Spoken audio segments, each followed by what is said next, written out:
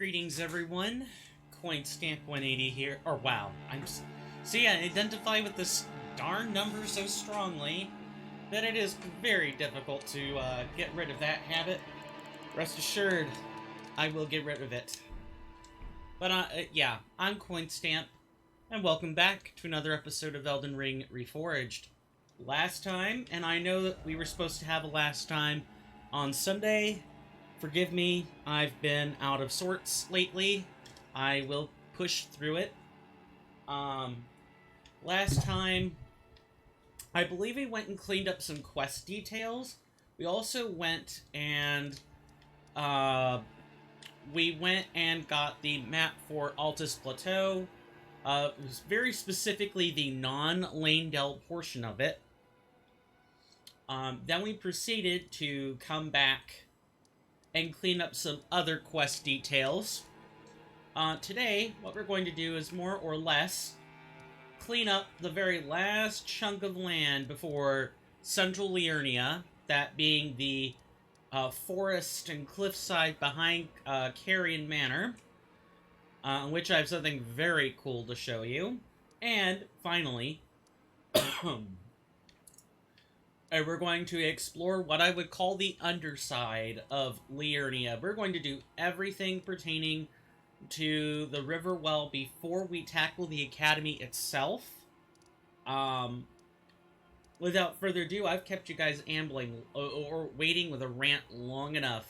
Let's just get started. But before I start, I need a drink.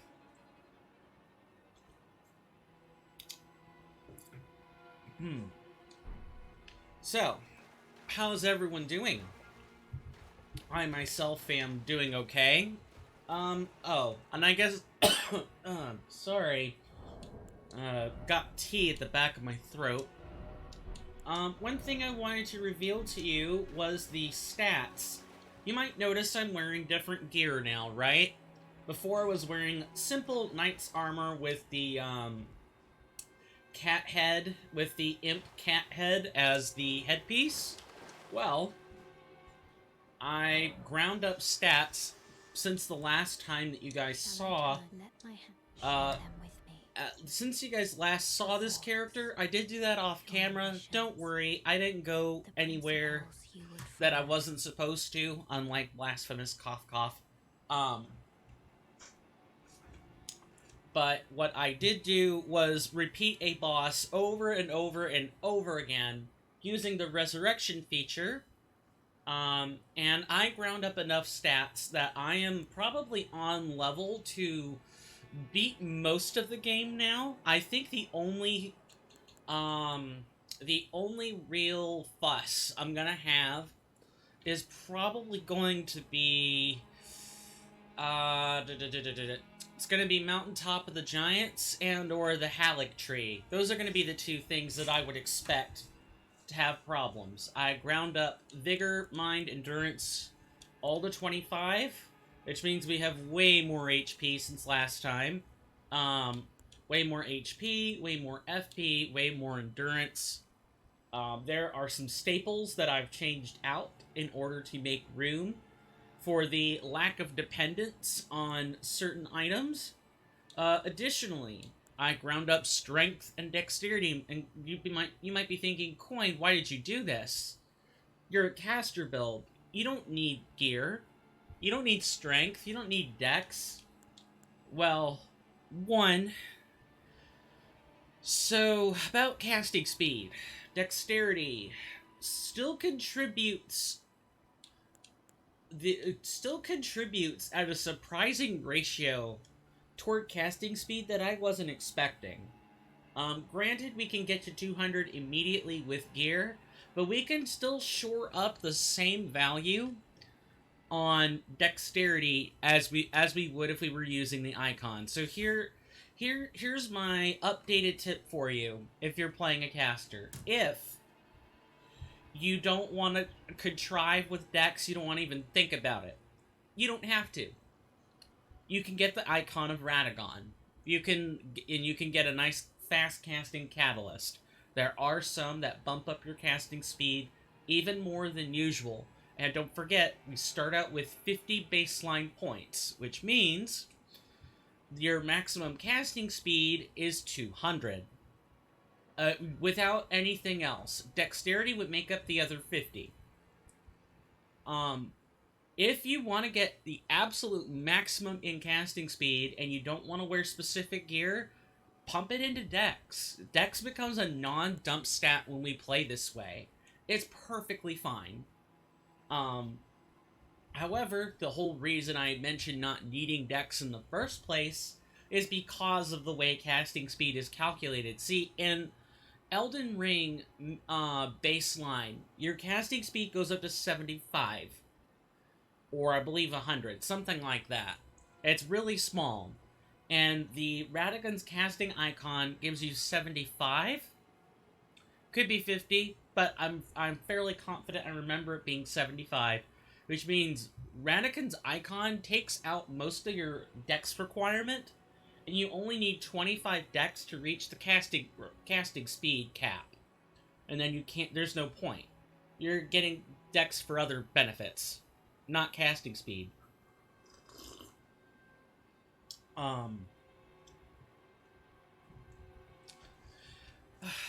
think I forgot my last sentence, but my point is baseline ER was balanced around having much higher dexterity, and you sacked a lot in your mental scores, your mental or physical attributes, vigor, mind, endurance, in order to actually achieve these high stat requirements.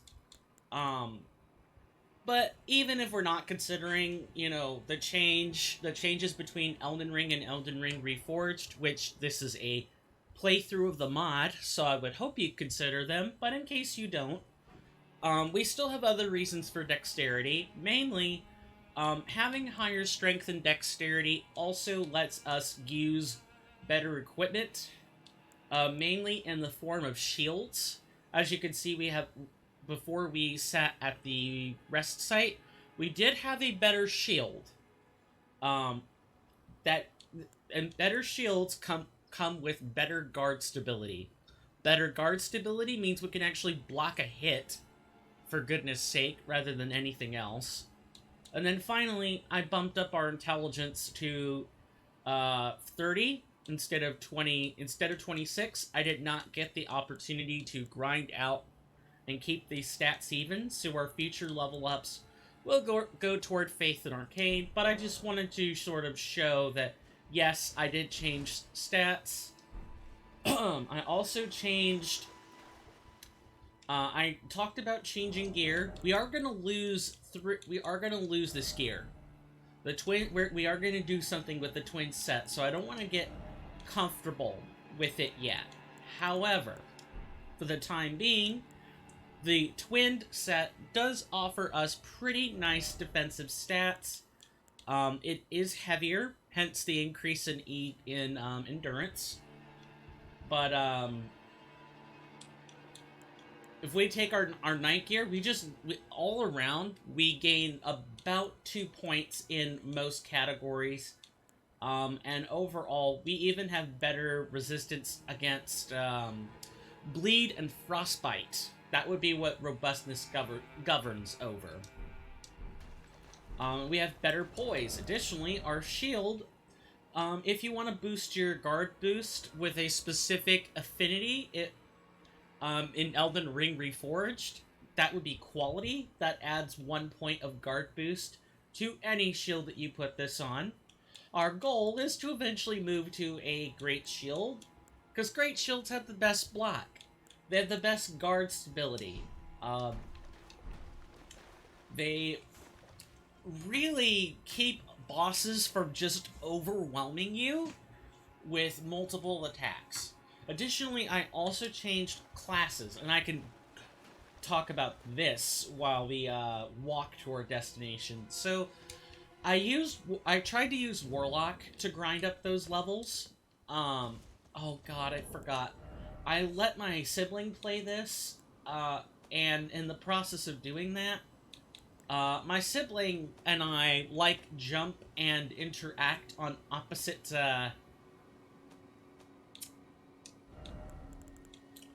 on very much.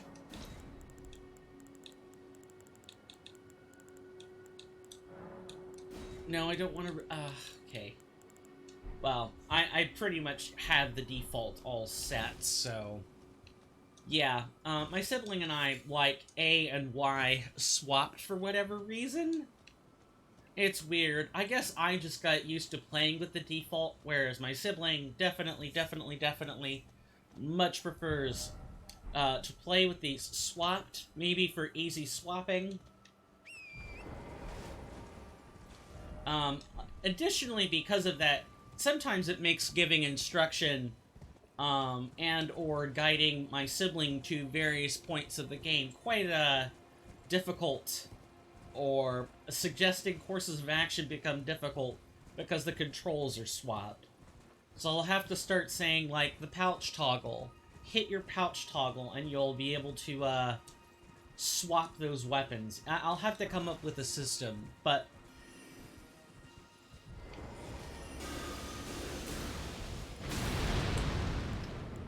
what else?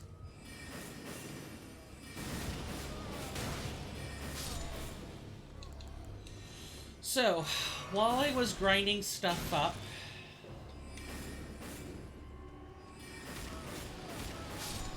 I did initially try Warlock. However, the Warlock fortune or playstyle is very slow versus Makar, which is the boss I used in order to grind up levels. And it also sucks away 5% of your runes, which if you're grinding, you really don't want to do that. You would much rather have the penalty be somewhere else. So I was like, oh, what if I just try to grind him out with sorceries, let's say. So I swapped to Wizard, and I tried out our Glintstone Ice Crag. It's very good, by the way. Just pointing that out there.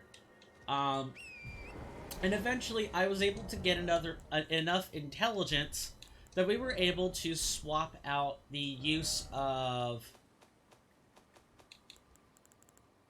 Rancor Call for our Ancient Death Rancor instead.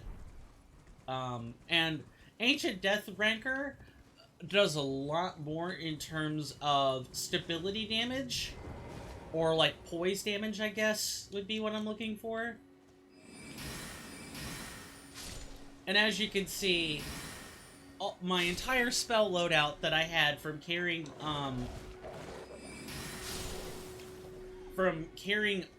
or that carried over into the stream came from beating up Makar. Like, I want to say, I think I beat him up like 30 or 40 different times to get all the levels I needed.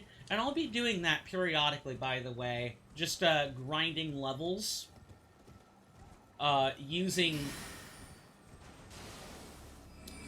What am I trying to say? Using the various enemy types, or various bosses.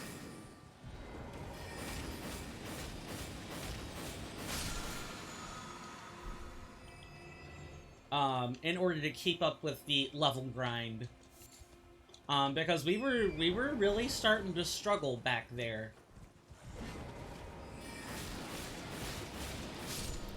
And now with,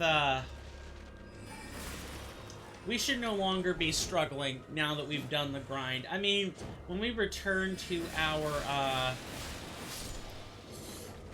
when we return to our Warlock build, we might actually find that we're struggling a little bit more than I look like we are,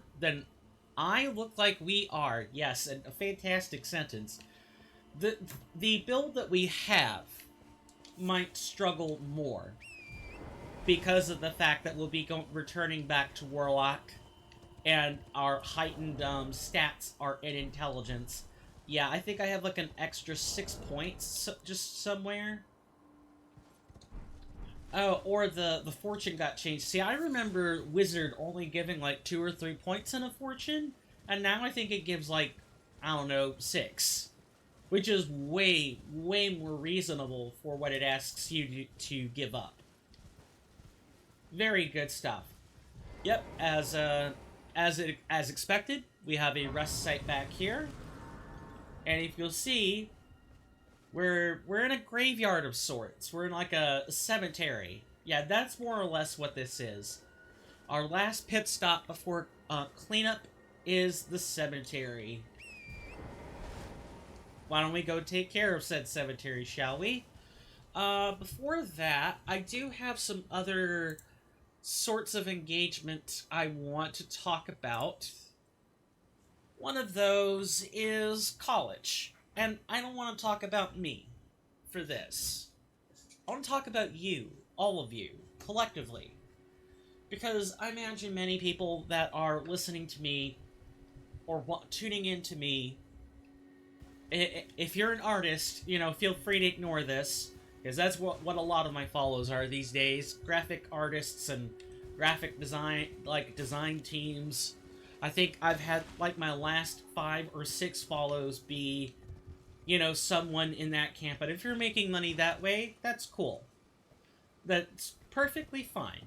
Respectable career choice.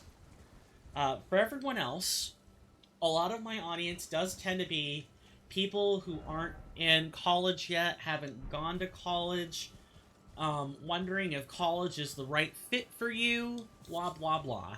All of that. I want you to think about that. Is college the right fit for you? And I would say it depends on 2 things. 1, willingness to teach yourself. More than anything else, college, it follows the 80-20 rule, which means 80% of the content you teach yourself, and 20% is instruction material. It's not that the instruction material isn't important, but the instruction material just cannot possibly cover all the things you are expected to know in a given time period. At all. You have to teach yourself.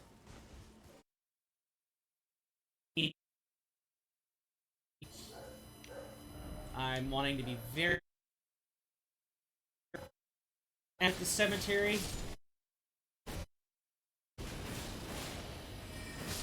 as to be expected with the cemetery, the dead usually don't like to stay that way in a fantasy setting.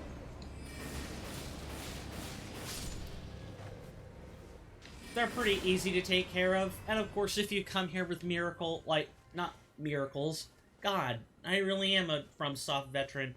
If you come here with incantation, specifically the Litany of Proper Death, you will be served very, very well. Or, you know, Javelin of Gold, our custom spell. Did I mention we have custom spells yet? Yeah, we do. Anyway, getting back to our previous topic,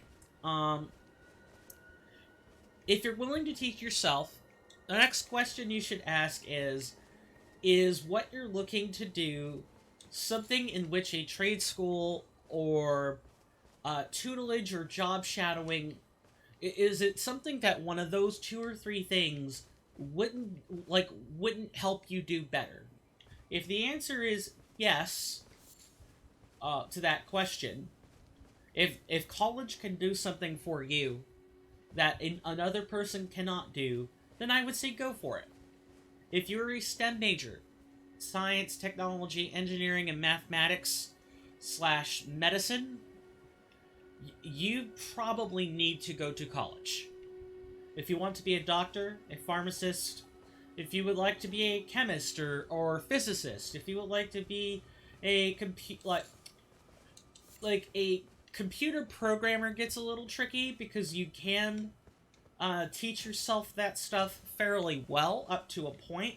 But if you want to know all the technical details, or you want to be a computer scientist instead, then, you know, that's not going to cut it. You gotta go get formal training. Or any number of technologically driven fields. Like, you just need you just need to be able to get formal training somewhere. That's the other thing. If formal training is not something that is required for what you wish to do, and I believe my seat has been sinking. Good thing I noticed that on camera. If you don't need the technical training, go to a trade school. Or, you know, if it's like a creative field, get invested in that.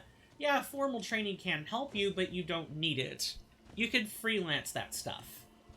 It might suck, and if you're trying to work for somewhere and also do that creative thing, then maybe formal training at a college can still help you. It looks good on your resume as well. Never let it be said that working, like doing formal training in a college, never let it be said that that isn't useful, but it's not as crucial that you get it, and it's a lot of money you're having to pay in just for the opportunity for everything to go horribly wrong. Absolutely horribly wrong. But yeah, college is... It's both a necessary expense and it's a journey. It's an experience. If you want to go to college simply for the experience, might I recommend not, not paying for classes you can't afford? Might I recommend not signing up for half-time or minimum, or maximum course load? Might I recommend, CEs or something else instead? You know, college is a lot of money. Heck, in the US, there's even this thing that you can do now where you can recoup some of your lost loan money through the Biden administration's loan forgiveness. If you qualify, you can go get 10,000 forgiven just like that. Just at the snap of a pen, the stroke of a pen, excuse me, and the clickety clack of the keyboard. You can totally go do that. So college is expensive. College is very expensive. I think I have like over 50K in debt. If you're going to go to college, I would say be very mindful. It is not you don't make money from it unless you're like a professional athlete, and even then you're still spending a lot of money to try to make a lot more. And there aren't guarantees. There are no guarantees that your college education is more valuable than someone's lived-in experience. Like at all. I believe that's gonna snap back. Yep, sure enough.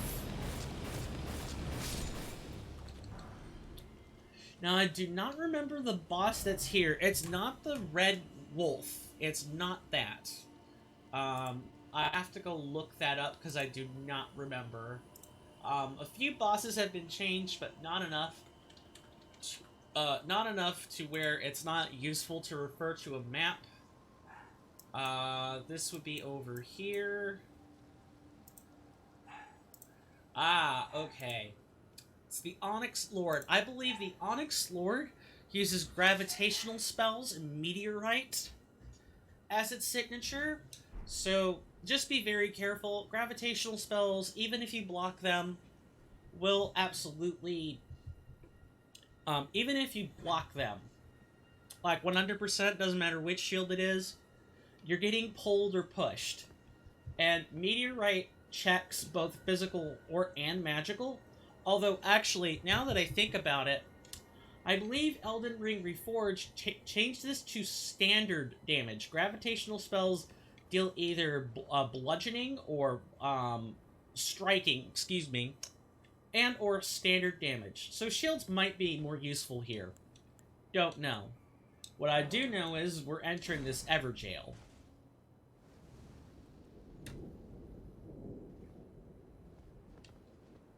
Well, let's get to it. I believe the Onyx Lord is a bigger copy of the boss copy of the Alabaster Lord, which the Alabaster Lords were swordsmen that also used gravitational spells. We're about to find out. Yep, that's exactly what I thought.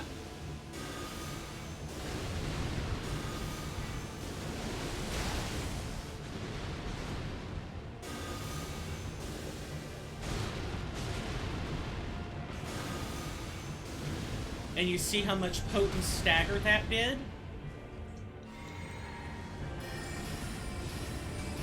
This is Meteorite,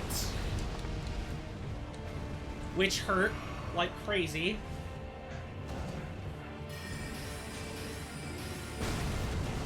And of course a Meteorite from behind, because why not?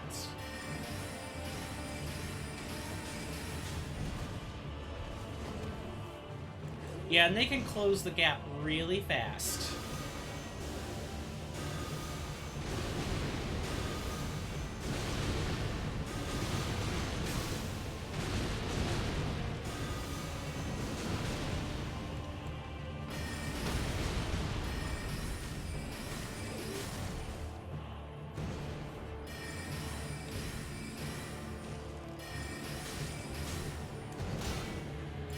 And you can deflect them.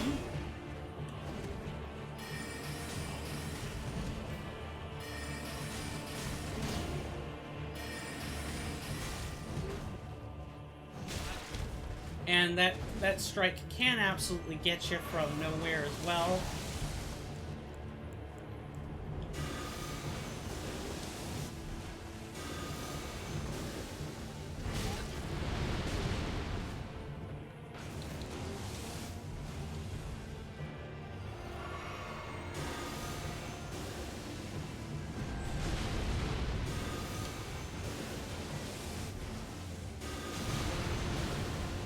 And this should do it. And our reward is a very powerful spell, the Meteorite.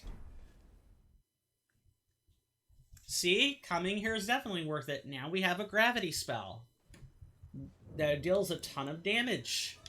Although, realistically, Meteorite is used to control space more than anything else. Or it's used against large bosses such as undulating tree spirits, or putrid tree spirits, or minor Erd-tree avatars. Those also tend to control a lot. Those tend to be large targets that are particularly good for Meteorite. But it's not useful everywhere. It costs a lot of mana. It's a channeling. A lot of FP. It's a channeling spell, meaning that you stand there for a long time in a channeling animation, and you have to channel it to continue casting the spell. It's very interesting, but ultimately it does suffer from, well, you know, sitting there and being vulnerable to cast a big spell that could whiff. Small spells still tend to be better in most cases.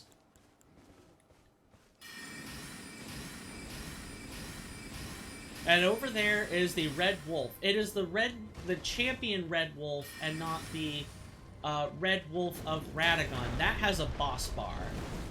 This one does have a,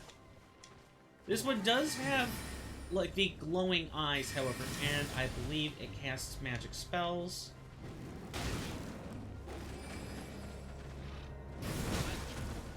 Yeah, and it can get you. If you just willy-nilly run into the camp and expect to kill it, you're not going to. You're gonna have problems. What I did, don't do that. You know, use your long-range spells. Attempt to deal with it in some other way.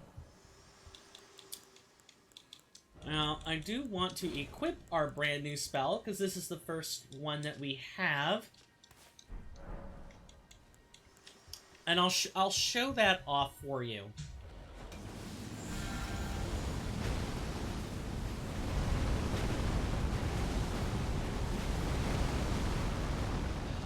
worst part is it doesn't do it in a circle. It does it in a forward-facing cone. And you notice that I just stood there and emptied my FP bar for you? I was holding a button to do that. You can. Absolutely. Do I have another rune arc? Do I have the ability to make one? I do have the ability to make one. That is something else I did off camera, was grind up gold fireflies and ruin fragments in order to be able to do that. Thankfully, that is pretty easy to do. And I want to show you how much of a problem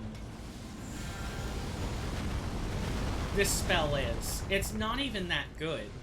Well, okay, it is a powerful spell in the right circumstances, but more likely you're just going to end up whiffing it. You know, you're just going to end up not being able to do much of anything except look flashy while you do it, which is fine, but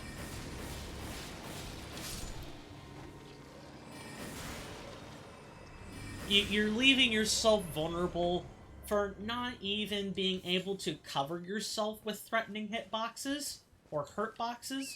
You're just leaving yourself vulnerable for no reason.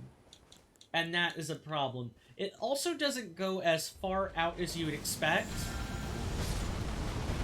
It also gets blocked by terrain. So like that rock there, maybe some of our meteorites could have actually landed, made their mark, if I'll just make one of these now. If the rock hadn't been in the way, right? More likely not, because it wasn't in the way enough, but if it weren't in the way at all, what you would still likely end up having happen is the rocks would be spread out just far enough off the effect that it wouldn't have mattered. They wouldn't have hit, because it wouldn't have been accurate. Yeah, mainly with Meteorite, use it to control space, or use it on large targets, or use it when there are a ton of foes out, and you just need indiscriminate, I'm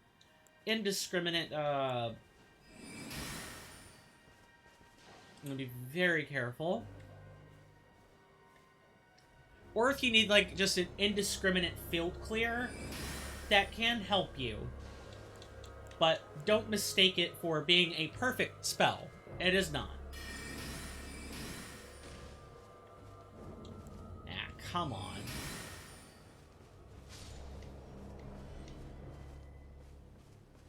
Alright, we can summon someone to help us, which I think we will.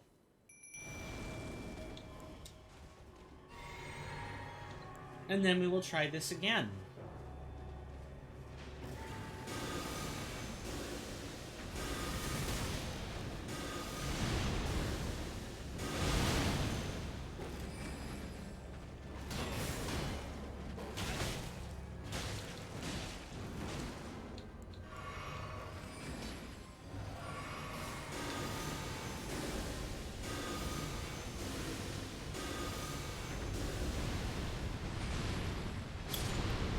Thankfully, you can use Ancient Death Rancor in order to, yeah, we don't need this spirit now. We're good. In order to deal with it quickly. But even then, notice that when I tried to cast Ancient Death Rancor multiple times, we still had to deal with, the actual Red Wolf itself.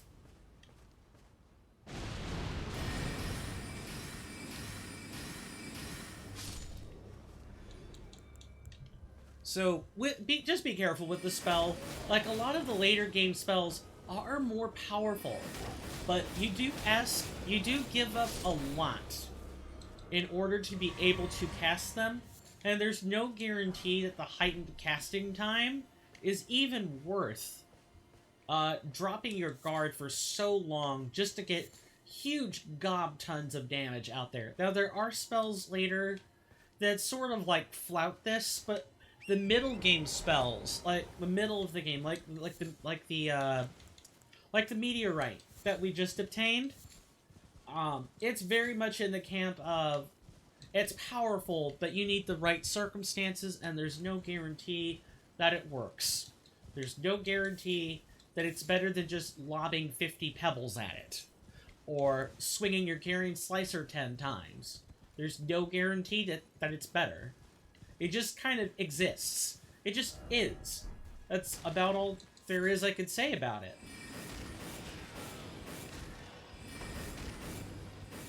You thought you could cartwheel around... well, they eventually got the cartwheel, but that's fine. Yeah, there are a few Albinorks just kind of wandering around here, but they don't mean much. Even the ones with, like, the giant ripple blades or the clubs don't really, shouldn't be scary at this point. Especially now that we do have Ancient Death Rancor.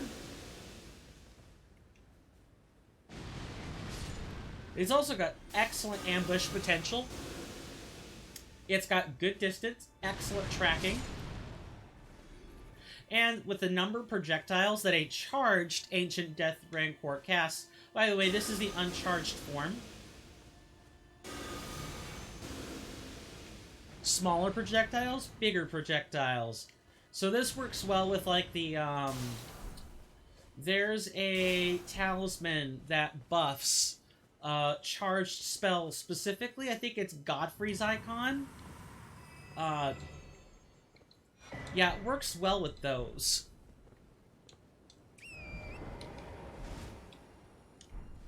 Okay, I believe we got most of it.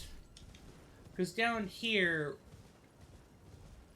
was where we met the, the Red Wolf...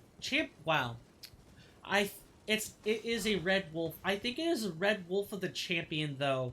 I don't think it's the Red Wolf of Radagon or a lesser Red Wolf. I've heard a few names flying around, and almost all of them have some point of contention to them. As the Fextra Wiki does get a lot of things wrong, even if it mints out a correction later, the initial misinformation still made a much bigger advertisement. Hey there, Rasby. Welcome back. Good to see you. How are you doing? Hope you enjoy your stay. I think that pretty much takes care of... Yeah, I think this takes care of the cliff. Alright, I believe our next order of business was to... My god, the game is no longer squished. It makes me happy.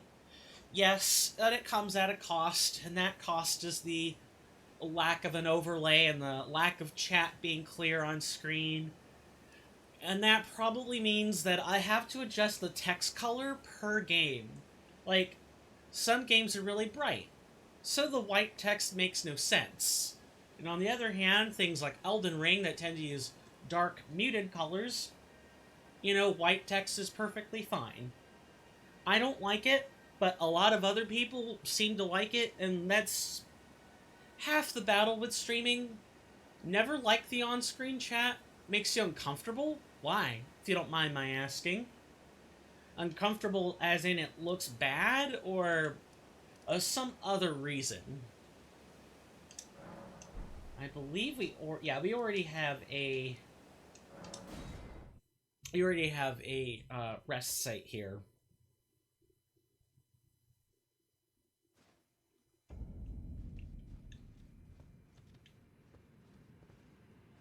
So now that we're here, the Ainsel River Well has having my message on screen to be read if there's ever a clip or anything like that. Well, I mean, that is definitely still here. And from what I understand, having on-screen chat's a very divisive topic, and I think it kind of depends on what the streamer was already doing, or what they're already known for. If, like, the chat is part of the response, or, like, we're having discussions and being able to see the original message would help with context, then having on-screen chat's really important. If, however, it's not part of the gimmick with the stream, or, like, I don't know, maybe the interactions between the streamer and the chatter are more in the background and the game is meant to be front and center, then maybe the on-screen chat is a distraction. I've heard it go both ways. I've had people swear by on-screen chat. If you're a streamer, always have it. And I've heard, oh god, no, gross, disgusting. Get it off my screen. And there's really just no happy medium. You have to pick. And you have to be willing to adapt that pick too, personally. So, the Ainsel Riverwell, while we're on course with that discussion, is home to ants.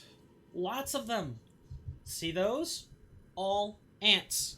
All 5 of them. Ants. 2 kinds. You got the regular ones. Actually, 3 kinds. I take that back. You have the regular ones that are on the wall. Okay. One more time. I take that back. There are 4. There are 4 kinds of ants. You have the regular ones here. And I believe I have that number correct, by the way. Finally. 4 ants. These ones with enlarged heads, those are shield ants. And attacks blocked with their giant heads don't deal a whole bunch of damage. It's essentially like having a shield on their head. Flying ants with stingers. And queens. Queens, instead of having a headshot property, have what is called an abdomen shot property, where if you damage their backsides with a piercing attack, or else just target it and hit it with something, then it deals a whole bunch of damage. It might even kill them outright. It's very interesting. I hope I get to... I believe I'll be able to get to show off 2 of the types here. There will be 2 more types in another underground location that I will not be able to show until we get there. However, I will tell people it is an Altus Plateau. The way we get to it is not through this river well. I get the logic behind it. If talking to chat is the focus, then the text being on screen is irrelevant. But you still feel irrationally uncomfortable? Okay. Fair enough. As long as it's unique to you, I can at least understand it.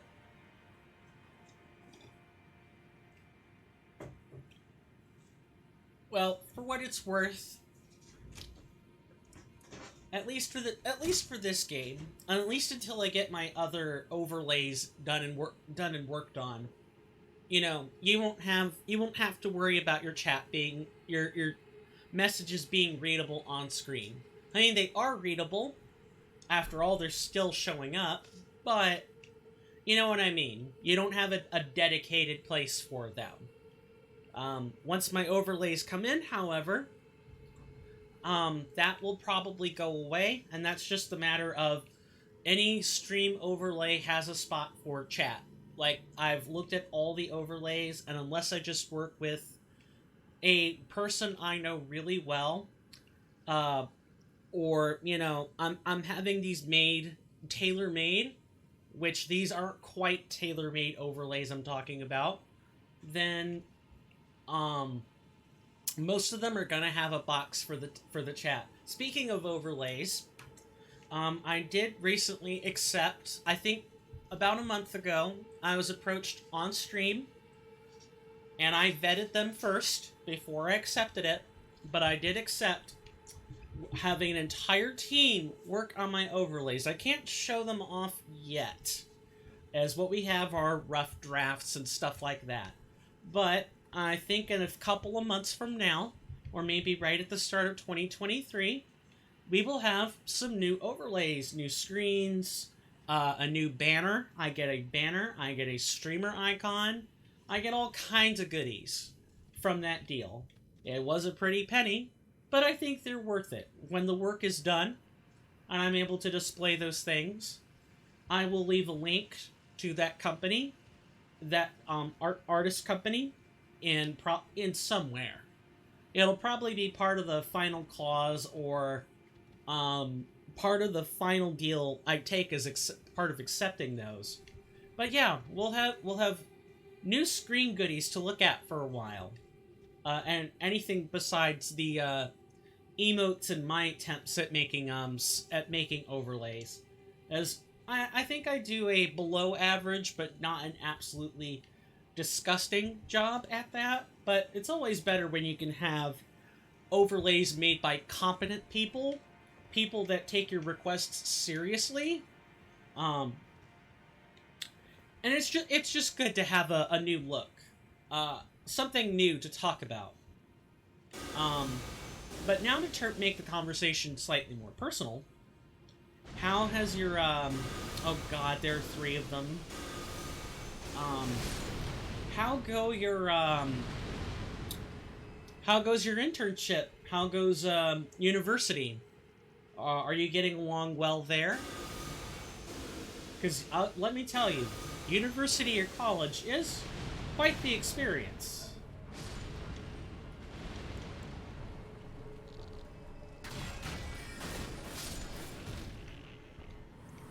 And these things aren't scary until you have to fight them up close. Got hired 3 weeks ago? Gotcha. University is a bit difficult. Ah. This one was always funny. This one, I always had to manually target. And then I could fire upon it normally.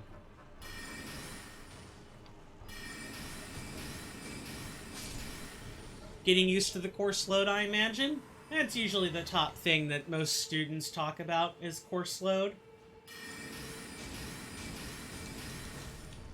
Come on. Carrying Slicer's a lot better than Pebble, honestly, for these. I've been feeling kind of bad recently. I feel like other people consider me weird and don't really like you as a result. Ah, so it sounds like it has everything to do with the other half of the university experience, and probably nothing to do with the course load. Well, that's okay. I completely understand and empathize with that feeling. For me, oh god, usually, I take on I want to make sure I describe this right. When I'm on campus, I tend to take the approach of, I don't speak unless I'm spoken to. I'm not in the habit of engaging locker room talk with the boys. I'm not in the manner of randomly inserting myself in conversations I have no business in. And that's honestly about 50% of it, is just, there are safe conversations that you can jump into, and then there are weird conversations or strangely personal conversations people have in public that you probably should just keep walking. Don't even pay it any attention. It happens all the time on my campus. For whatever reason, people just talk shop in public. No, finding some quiet place that maybe people don't really pass by or anything like that. They just hang it out in the open. Opening your fly. It's not good. So I think you have less to worry about there. It's really weird. I can make most of my group mates laugh, yet the girl next to you, whenever there was a break, she never spoke to me or followed up much to anything I said. Yeah, that's about half the experience. Honestly, is just, you're going to get some people that they're there for the education. They are there in order to learn. They are not there to fraternize. They are not there to make friends with you. And it's not that they don't have friends, but sometimes they're just so focused that...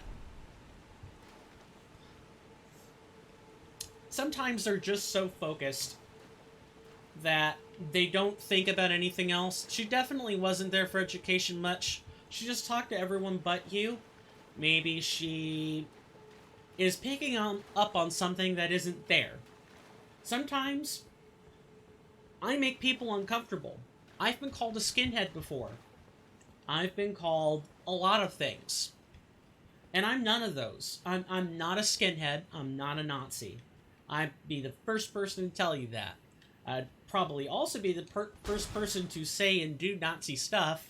if I definitely was. However, that doesn't stop people from thinking bad things about you, from misunderstanding you, for misrepresenting you with their words. It's gonna happen. And it's going to be your job to either you can do one of the few approaches. You can either try to talk to her one-on-one and figure out why she doesn't want to talk to you. She'll either lock up or she'll actually come clean.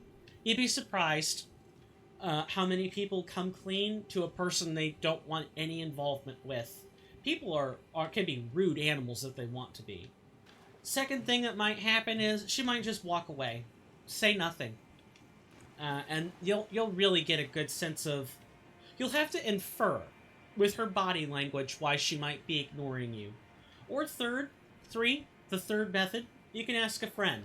You can find someone she talks to that also talks to you, and maybe ask why. Maybe someone will be willing to offer some insight. Maybe they'll be willing to arrange a talk time with the two of you, or perhaps they will want nothing to do with it. Regardless, you're gonna have to get you're going to have to get your feet wet, and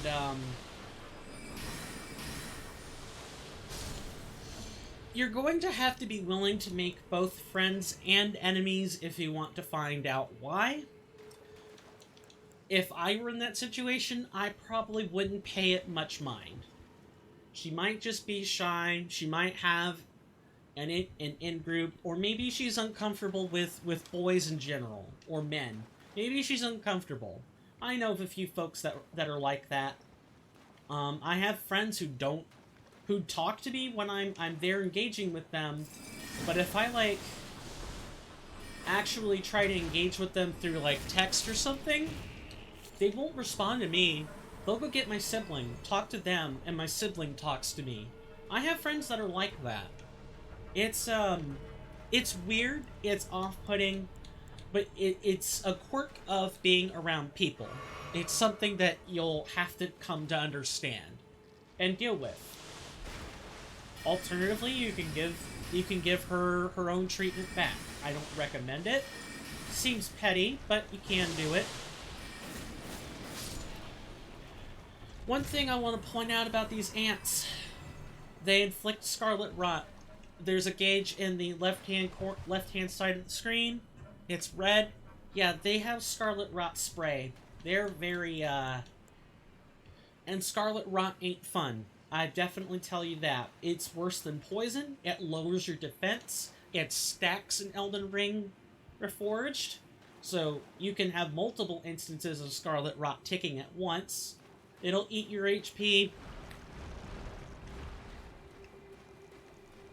Nice. Yeah, this particular tunnel...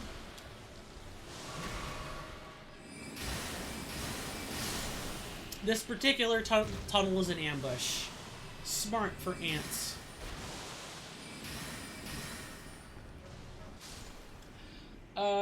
Let's see. I couldn't give a treatment like that back, because she would never be in a scenario where she would try to talk to you. Fair. Could ask her why. She doesn't say much, but it may come off as weird. You're going to be weird in this scenario no matter what, as the point I'm making. It might be less weird if you ask indirectly or try to get to know her with other questions, rather than asking her about it directly. Yeah, I think that might be the biggest thing. If you just choose to say, hey, I'm talking directly to you, why do you not say much? That could be weird. I definitely get that. Maybe be indirect about it. Or, try to get her to talk to you in other scenarios, somehow. You might have to make time to specifically go talk to her. That's also weird, or can be seen as weird. But if it bothers you to the point that you need to know why, and you don't want to ask one of her friends, and or you're a person that likes handling that stuff directly, then you're going to be at risk of being weird anyway. And that's really the other half of social interaction. There's always going to be a weird person asking questions that are a bit too personal, and you just have to decide whether or not you're willing to accept the perception of you that may result.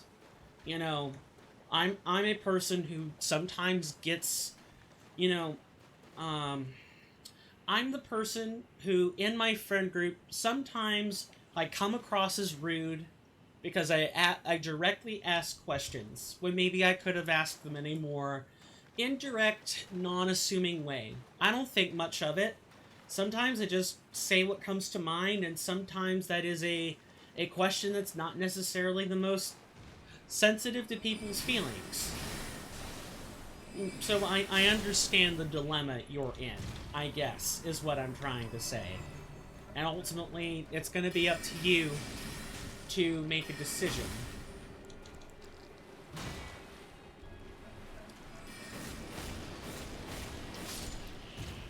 I think if I were in your shoes, I probably wouldn't think much of it. I would probably just let her stay silent. And then if she chooses to speak up to you, that's when you can capitalize on it. That would be what I would do, personally. I would just play it cool. Don't think too much of it. There could be 100 different reasons. And yes, here we are, discussing those 100 reasons. In quotes, 100, in quotes. And the problem with the discussion is we don't get to know which one of those reasons is correct. We don't get to know if all of them are correct or none of them are correct. That's the nature of social situations for you. You don't hold all the cards. You don't have perfect information. You can't act on it. And nobody is inclined or required to give you that information so you know how to handle it. Friends are maybe... It's suggested that friends do this with one another so they don't run the risk of ruining their friendships, but even then, that's still not required. Social interactions are weird, huh? They really ask a lot of you, and say very little of anything else. And to make matters worse, social interactions are weird in the sense that you're definitely expected to just get the hint. You're expected to understand that, you're expected to understand implied meanings, which, admittedly, for men, can be hard. It's not impossible, but it's just a difference between the two sexes. It's that women in general, although this applies to female at birth people too, I want to be very careful about that. If you are a female at... If you are born as female or assigned female at birth, I think that's what AFAB is, then you have the same emotional intuition. You just understand you understand the implied message, you get the hint. Men struggle with this. Or, assigned male at birth, AMAB people. They also struggle with this. And it's one of those you have to reconcile the difference somehow. And the way you reconcile it is most likely going to make you a weirdo, no matter what you do. And even with my suggestion of playing it cool, right? Like, just don't think much of it. There are some people who would probably think you're weird for not asking. For not inquiring more about it. For not doing anything more than just standing there, unfeeling, uncaring. Carrying on as if nothing happened. You don't get the hint, or you choose not to get the hint, in air quotes. Yeah. I don't think this is it's a very complicated situation, I guess is the point I'm making. And I've made several points already. But ultimately, the main one is, it's complicated. What you choose is up to you. But if you do anything more than play it cool, you're gonna be perceived as weird. There's nothing you can do about that. The best thing you can do is try to mitigate that by making the situation as comfortable as possible. Don't directly ask, why are you ignoring me? That puts people on defense. or, um, don't ask about their personal life. That also puts people on defense, makes them very uncomfortable. Unless they're already opening up about their personal life, then feel free, I guess. But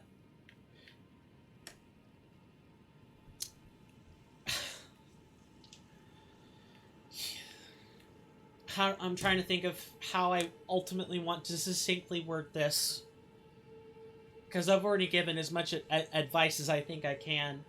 In social situations, there's no substitute for experience. There's no substitute for risking putting your foot in your mouth. There really isn't. I wish there was. It would be nice if human relationships were a bit like supercomputers, in the sense that the supercomputer already knows what you want to ask and decides to either answer you honestly or does not. Or, it's entirely process based, where if you ask this question, you're guaranteed the response, or you're guaranteed a bell curve of responses. But human relationships aren't like that. Human interactions aren't like that. It's vague and murky, and without being able to manipulate hormones, I'd have to say, because that would be the way you manipulate a biological computer, is through biological inputs, which is what humans are. Since manipulating someone's hormones is ethically and morally wrong, you're left guessing. And even then, there's acceptable levels of manipulation that still really don't work, like wearing perfume or cologne that is sensitize or desensitize someone's pheromones. Yeah, there are a few things you could do, a few tricks, but those tricks will bite you in the butt later. Don't do that. It doesn't work, in my opinion. Or it works, but you look really bad for doing it. Social stuff really sucks. For a process-driven person, I can see why. I really can. And I do agree. Like, if you're trying to avoid making any enemies whatsoever, yeah, you're going to have problems. It's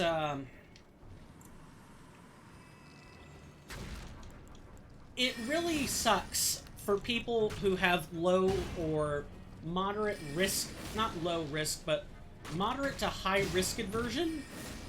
Those people tend to be your introverts, your people who don't get involved with social situations, strictly because the outcomes cascade upon themselves. Which, if I remember correctly, I believe you are somewhat of an ambivert in this regard. Someone who needs time alone and also needs time with people, leaning more toward the introverted portion than the extroverted portion. But this conversation right here, yeah, ambivert, exactly. I can't say. Living with so many introverts or ambiverts, I have an innate understanding of it, of the struggle compared to most extroverts, but I'm still an extrovert at heart. There's some level of mismatch between your experience and mine. The only thing I can say is I can certainly understand the hesitancy or the unwillingness to want to put your foot in your mouth, or the unwillingness to want to make enemies, all that fun stuff. I understand it. If I don't talk to people in a day, you'll feel really sad, or if you only talk with one person. I have high risk aversion, however, and you have many overrides on how you act IRL, and that's probably why people feel like you're weird. Maybe, well, in that case, that's just a product of you personally, right? Like, you're a very process-driven person, right?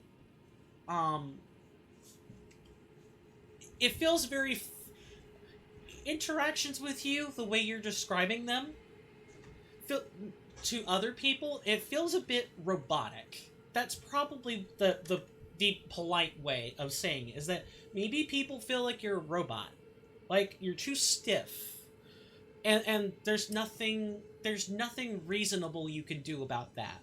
You can change that by purposefully acting different, and by doing that enough for multiple years, you might eventually grow out of that stiffness. But um for example, any motion I have to do, I always try to do within one movement. For example, if I want to drink water, pull the bottle and I take off the cap with one motion. That's probably not weird. That might be unique. People might ask why you do that in one motion, but that probably shouldn't be the reason people are avoiding you, if anything at all. It's probably something else.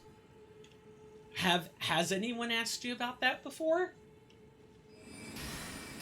Usually with me, people ask about my clothes, because I do wear not normal clothes in public. I wear a suit and tie, or I wear a suit like what I'm wearing right now. This is the same stuff I wear on camera is the same stuff I go out in public with. Full stop. And people usually either give me compliments or they ask why, or you're dressed up for something. You know, it's making a statement. It's probably part of it. You do it with everything. So, understanding, if I'm going up the stairs and I'm angled weird, I spin your feet in place, and if I'm not facing the right way, instead of making 2 more steps, I suppose I could see why maybe people find the unnatural, or if someone's coming directly in front of me and I need to go to the side, I sidestep without turning the way you're facing. I just walk sideways for 2 steps. Nobody told me about these things, and that's probably because people have no idea how to explain that. People really just don't. But they could notice it and find it additively weird. Yeah, I understand the vexation there.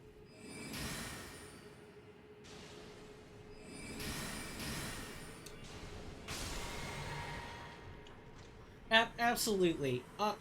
It's hard to describe unless you're feeling it yourself, and even then, it's hard to describe for the same reasons that you find approaching this girl very difficult. Because people don't want to say it unless it's to someone they don't like. People are surprisingly unwilling to be honest with friends or with family. People feel the need to sort of tinker with their words, and heck, even with just random strangers, people still do it. People tinker with their words in such a way where they're no longer being 100% honest. It's about feelings. People don't like their feelings getting hurt, for whatever reason. Doesn't matter what it is.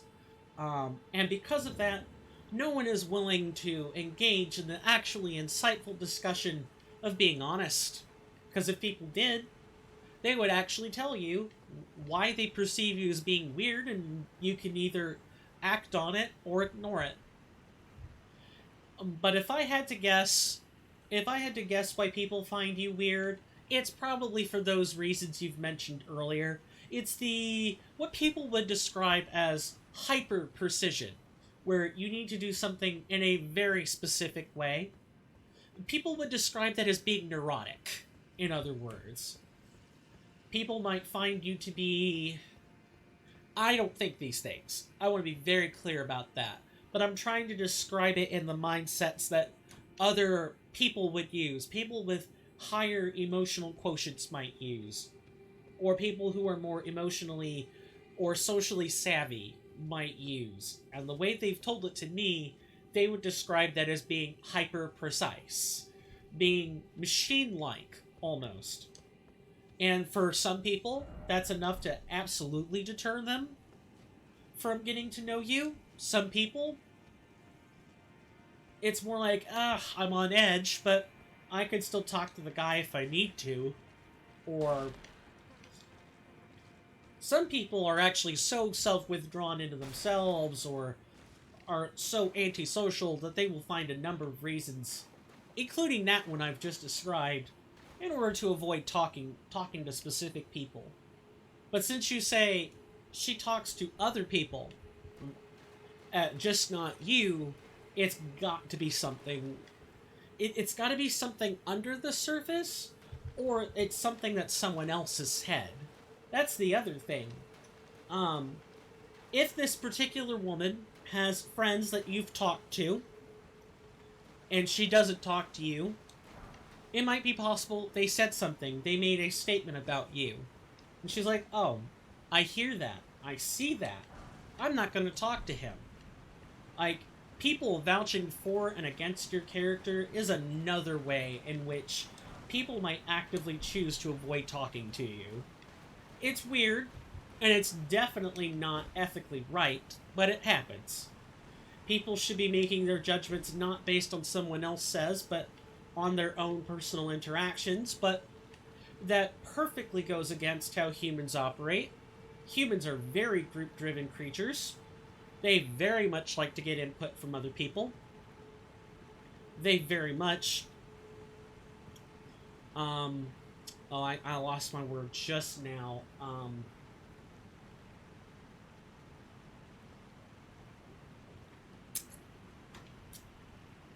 I completely lost that sentence, but people who are, or who tend to be more into people than they are processes, or they're not a very process-driven individual, they're a very emotional individual, or they're a very people-driven person, would be more apt to take personal reviews of your character from other people than they are with interactions of you. At least that's how I've seen it play out multiple times. That's the thing about social interaction. It's very anecdotal.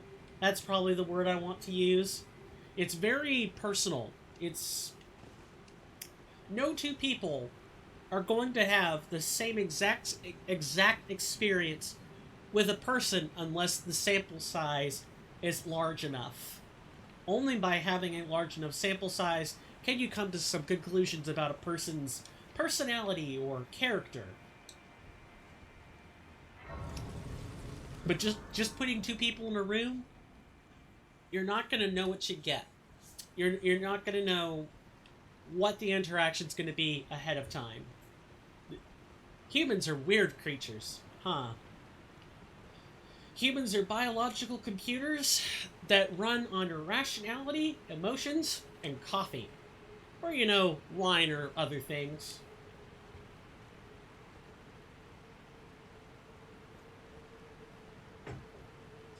And that level of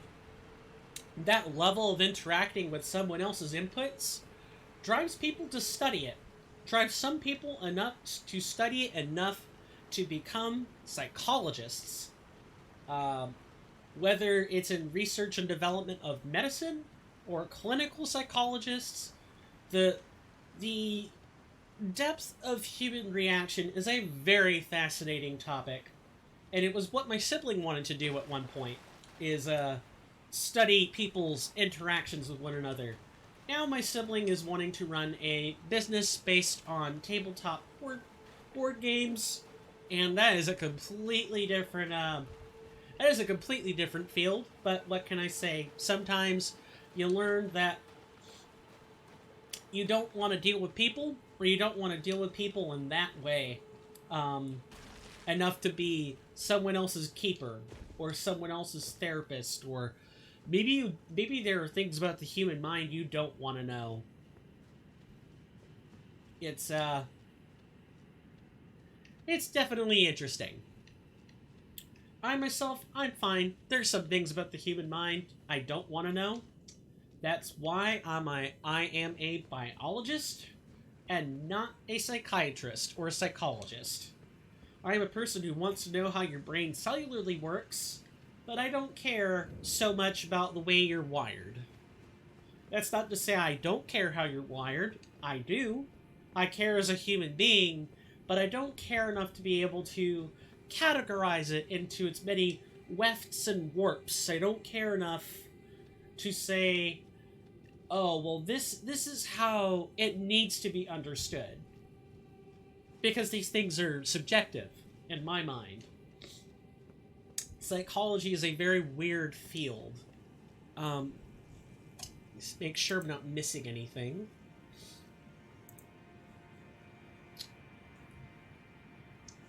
I've started to do this lately, where I've written down a list of topics I want to talk about, because I've been reading up on trends for streaming, and that's one of the top things that people see streamers doing is having these lists, like the successful ones have lists.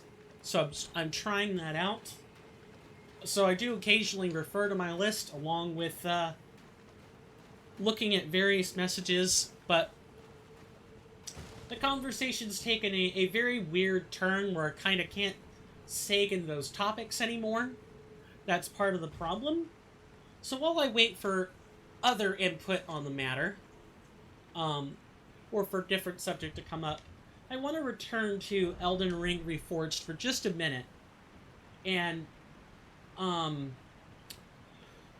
see, I want to point out where we are. So, here below, where we see, I don't know if we can see it from here. Yes, I believe we can. There should be little figures standing in the background, like right behind that pillar in the center left of the screen. And things are starting to move around on camera. There are a couple of claymen down there. Yeah, and you see this architecture? Now, where might we have seen that before? I know. If you guys remember the old palace ruins, topside, that would be right around... Where did I see it at?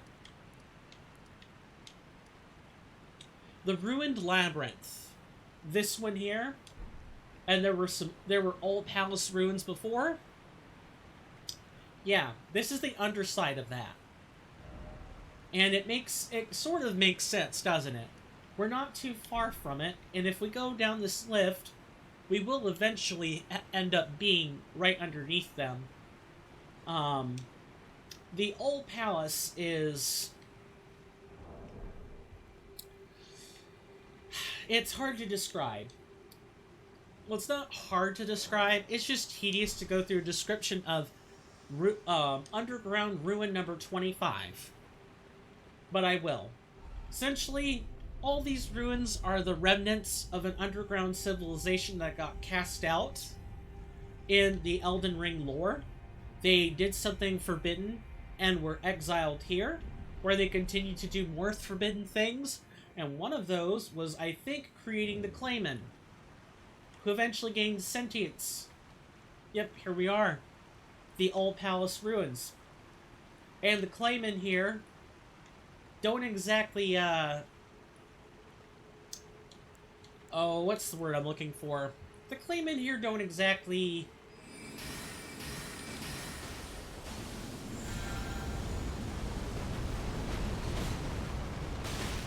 As you can see, meteorite is quite possibly not very good in most circumstances. But yeah, these Claymen will just... They're very threatening. They will absolutely just come and chase after you. They have weird poise. It's very difficult to actually stun them for any significant length of time. It's,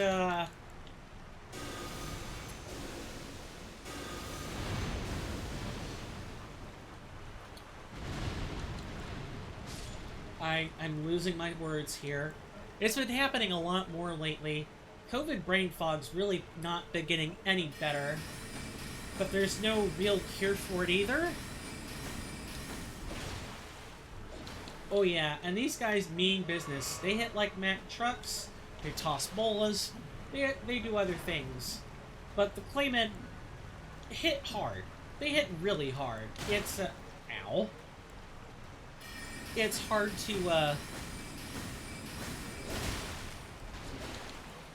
to deal with them sometimes, especially when we don't have a good area clear spell like we have had before.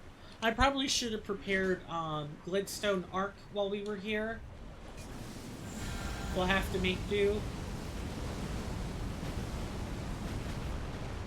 And Meteorite just ain't cutting it.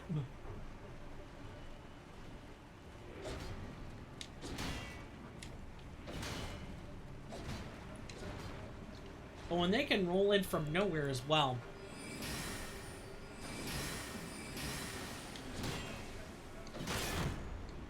Not good. Very not good.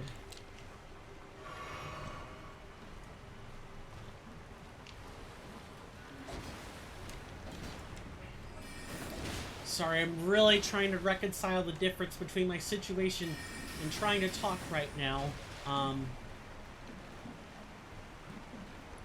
Gotta be careful because ambushes can come from anywhere. That's another thing about the old palace ruins that make them very difficult to explore, is that unless you just keep moving, you're always going to have these claymmen to deal with, and that's not good.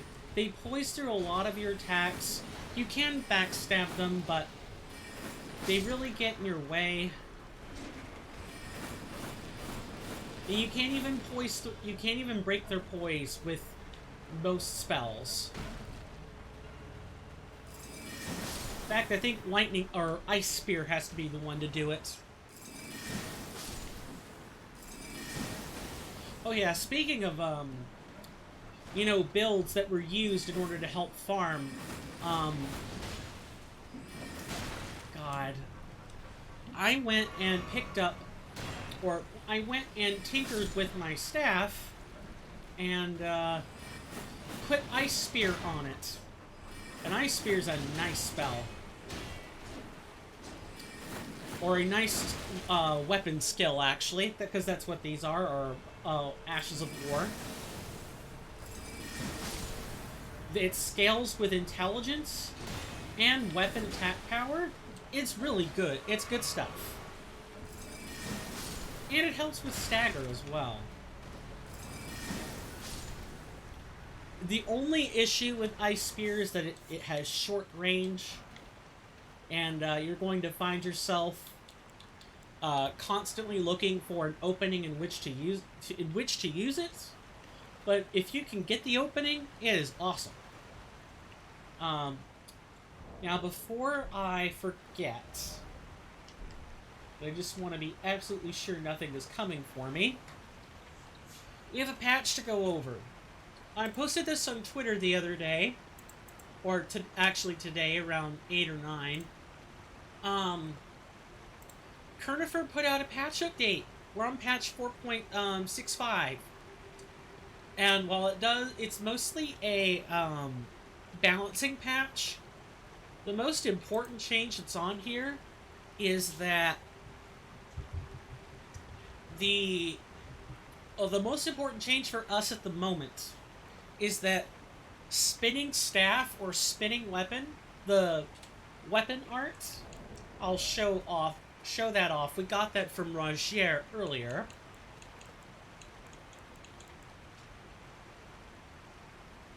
This particular attack can now deflect and block. I will have to put that on a staff so we can test it out. But it is now capable of acting as a defensive wall. Let me put the patch notes in chat here so that we can see those. It's going to be... By the way, if you ever want to know anything more about Elden Ring Reforged, I highly recommend utilizing our commands. And if you look under Files, I spin patch associate. I spin patch, and if we open it,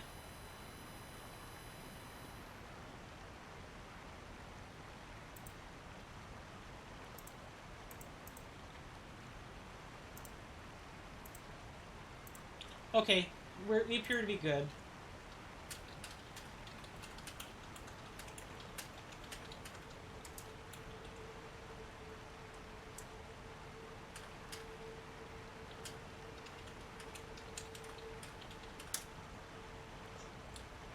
Um, but the pastebin patch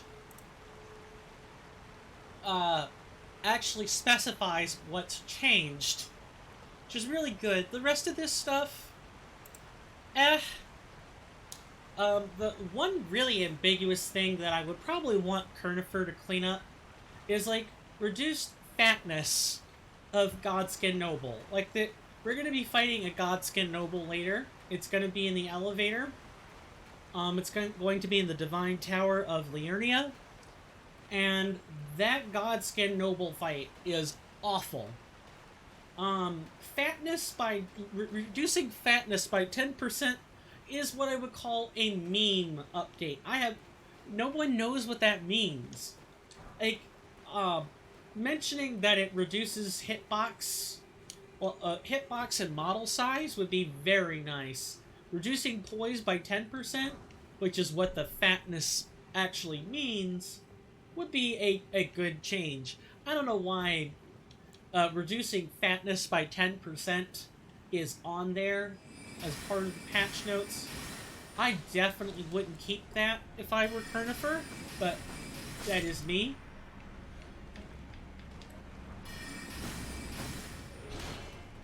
Additionally, while I'm on the subject of patch notes, you know, I wish more people would do what, is it Crystal Fantasy? I'll look it up in a second, but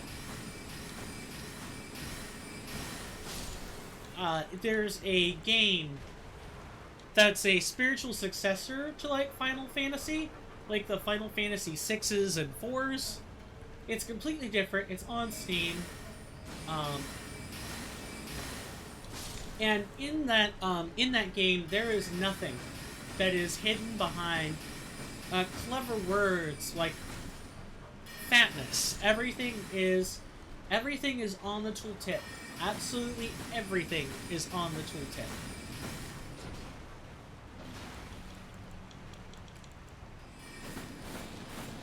And I think it does make it less immersive, I know, but there's no immersive to be gained. There's no immersive feeling to be gained by saying, let's reduce the fatness by 10%.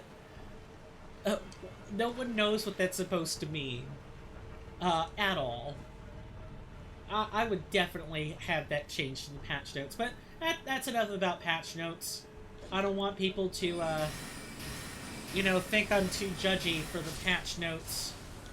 And it's not the worst thing in the world. We all know we're talking about the Godskin Noble here. Someone who literally wears subcutaneous fat stitched to clothing. So we know we're talking about fat clothes and not anything else. It would just help keep wires from being crossed and misunderstandings from happening. People are very literal creatures, or most certainly can be. And I think it's important to be very clear when you're speaking about things to people. Very important. One thing I will say about the Old Palace ruins that I haven't said before is that there are a lot of different nooks and crannies. There are a lot of passages. There are a lot of ways in which one can get lost. Or be very confused on where they're supposed to go. Or, even with something as simple as trying to find treasure, we can't reach that from here. We can't even reach that from... You have to find a cave over there in order to get the treasure you're looking for. And I believe that particular tunnel actually comes from another place, and not the Ainsel River well.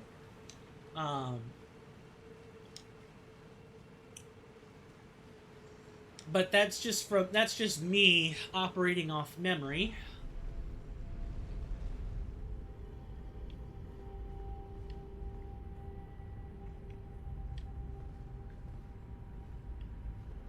Oh.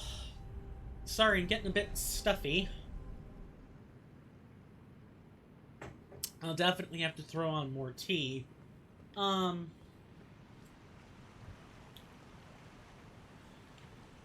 can't seem to remember what my last statement was going to be, so let me see if there is a topic I can discuss out of my list. I always keep a personal Discord server handy for these things. So, today's other important topic I'd like to talk about is family. You know, family means a lot of things to a lot of people, right? Like, for me, family is... It could be a wellspring, or it could be a curse. It could be a blessing, or a challenge. It could be the most enriching thing in the world, or family can be the most poisonous thing in the world. Depending on your culture, your outlook, etc., etc., etc. I want to know what everyone else's thoughts on family are. Of course, I'm not pressuring you to respond. You don't have to get personal. I'm not asking about your family. I'm asking about the concept of family. And for me, I'll answer this question as well, because everyone has an opinion on this. A Bible verse really sums up my viewpoint on family pretty exactly. The blood of the covenant is thicker than the water of the womb. Family is who you choose. It's who you make it out to be. Because the biological family you have isn't always nice. It's not always helpful. Sometimes there are real blaggarts in one's family. The drunken bastards. The people who are hyped up on drugs. The people who mistreat others.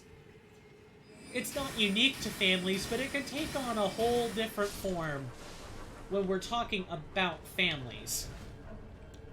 It can take on a gaslighting nature, a manipulative nature, an exploitative nature.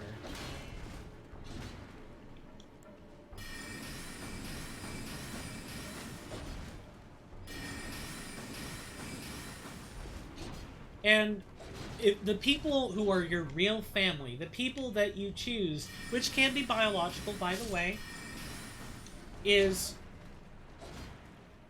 that's way more important. The family you don't care about,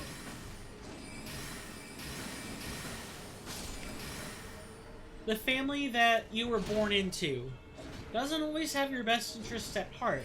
They can.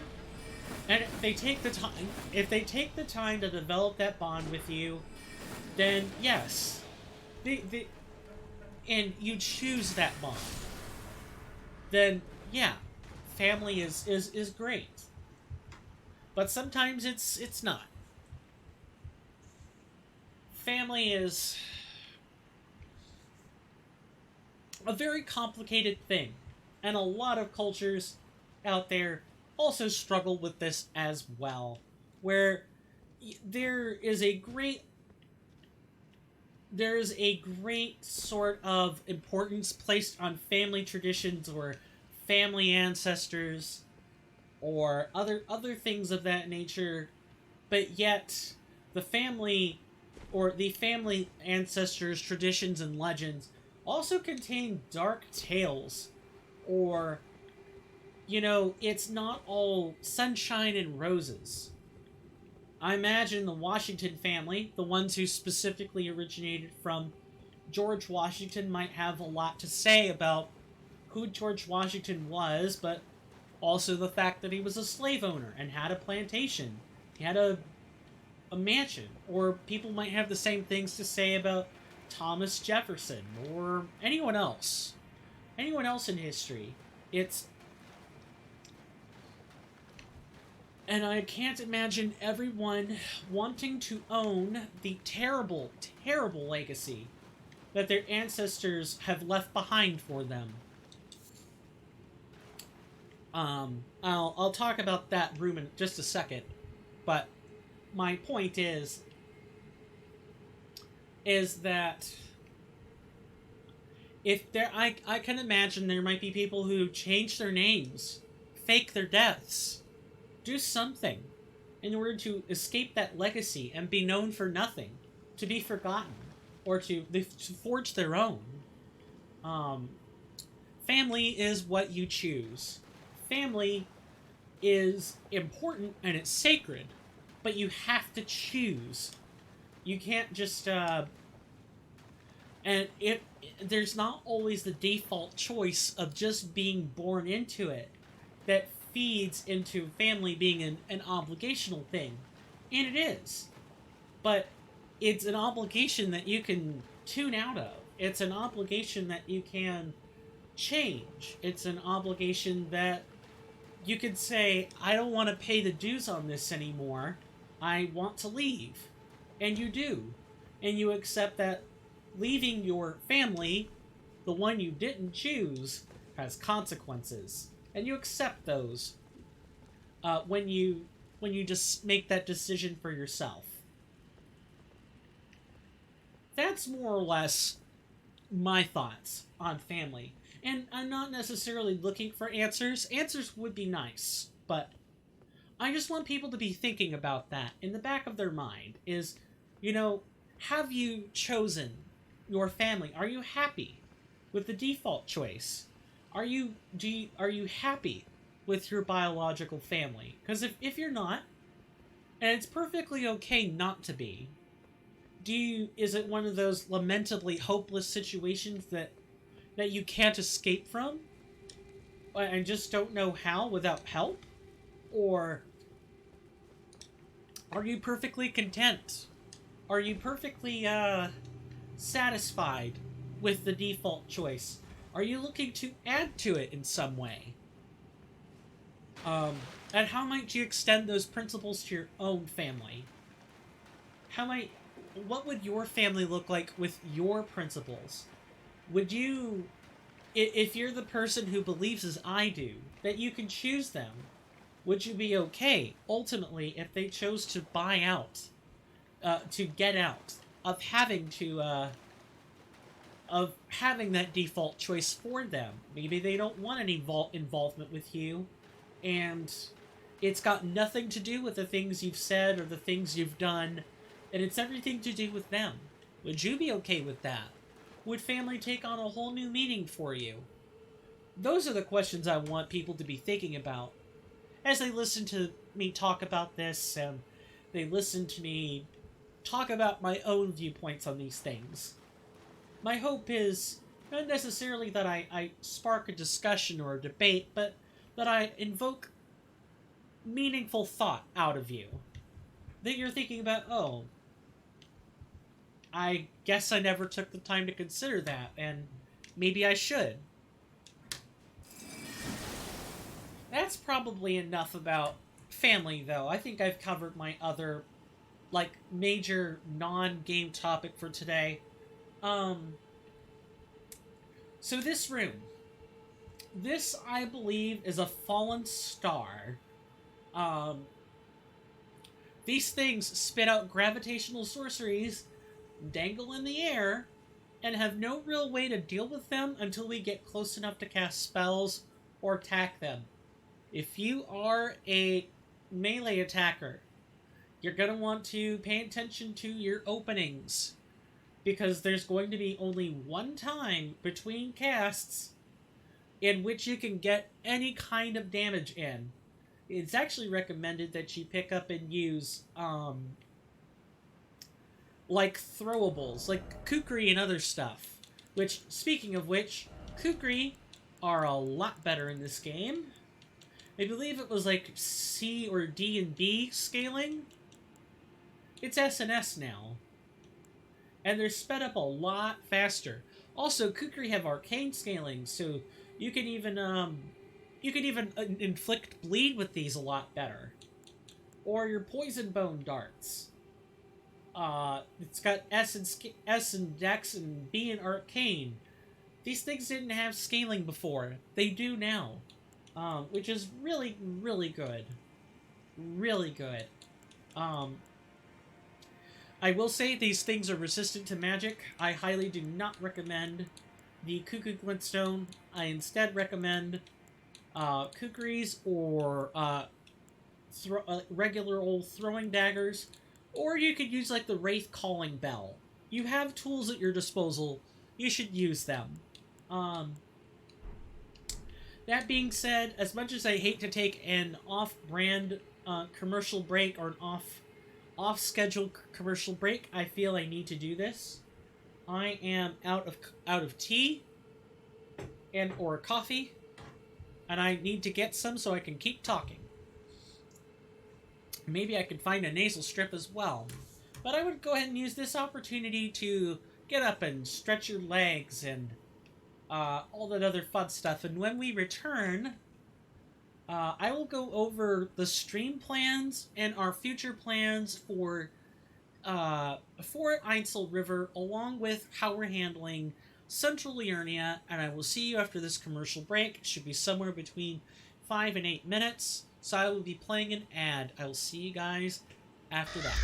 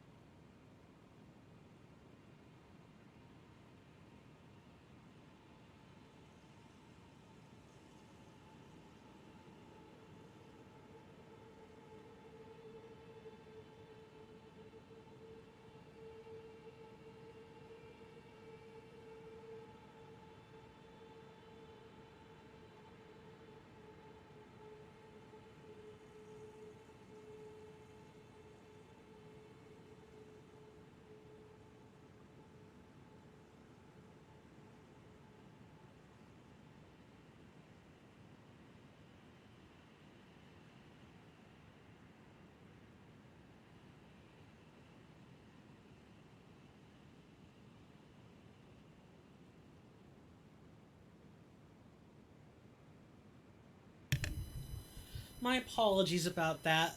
I had to really fix up the coffee machine. I had to fill it with water. It was out. And on top of that, I had to talk someone through a couple of things. But regardless, we are here now. That is the important part.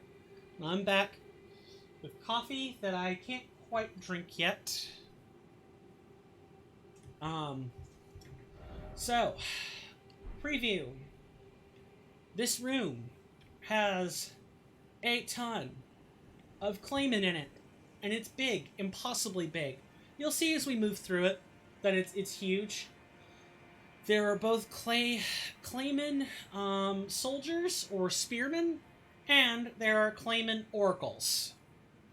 The oracles are the dangerous ones. However, we can't even begin to deal with any of the claymore except when they surround us, because that's what they will do. But ultimately, we have to make our way up there, where we can kill them, where we can kill the fallen star. Without further ado, we're gonna have to hide behind cover.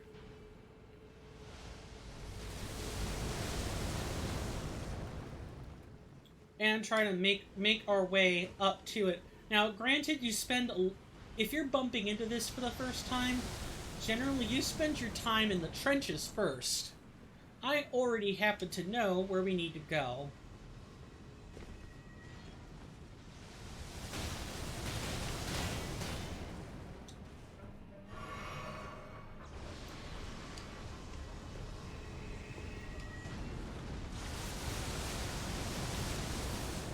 And, getting to the fallen star, you have to get a little creative with your solutions on cover.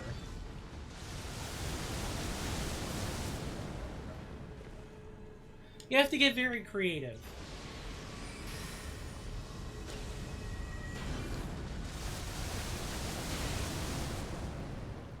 In fact, it's usually easier if you go ahead and jump down here.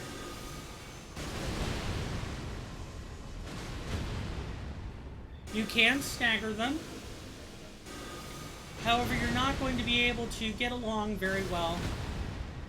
Nice. We can interrupt that. Thankfully for our build, killing the star is actually pretty easy to do. You could get it done without much fanfare or struggle. You don't get anything for killing it. However, what you do get is peace of mind and security. And whatever it is guarding back here. If anything at all. Which I do not believe it is. Nope. You get nothing. You lose. Good day, sir. Ultimately that was just for hiding in more than anything. There's really nothing there most of the time.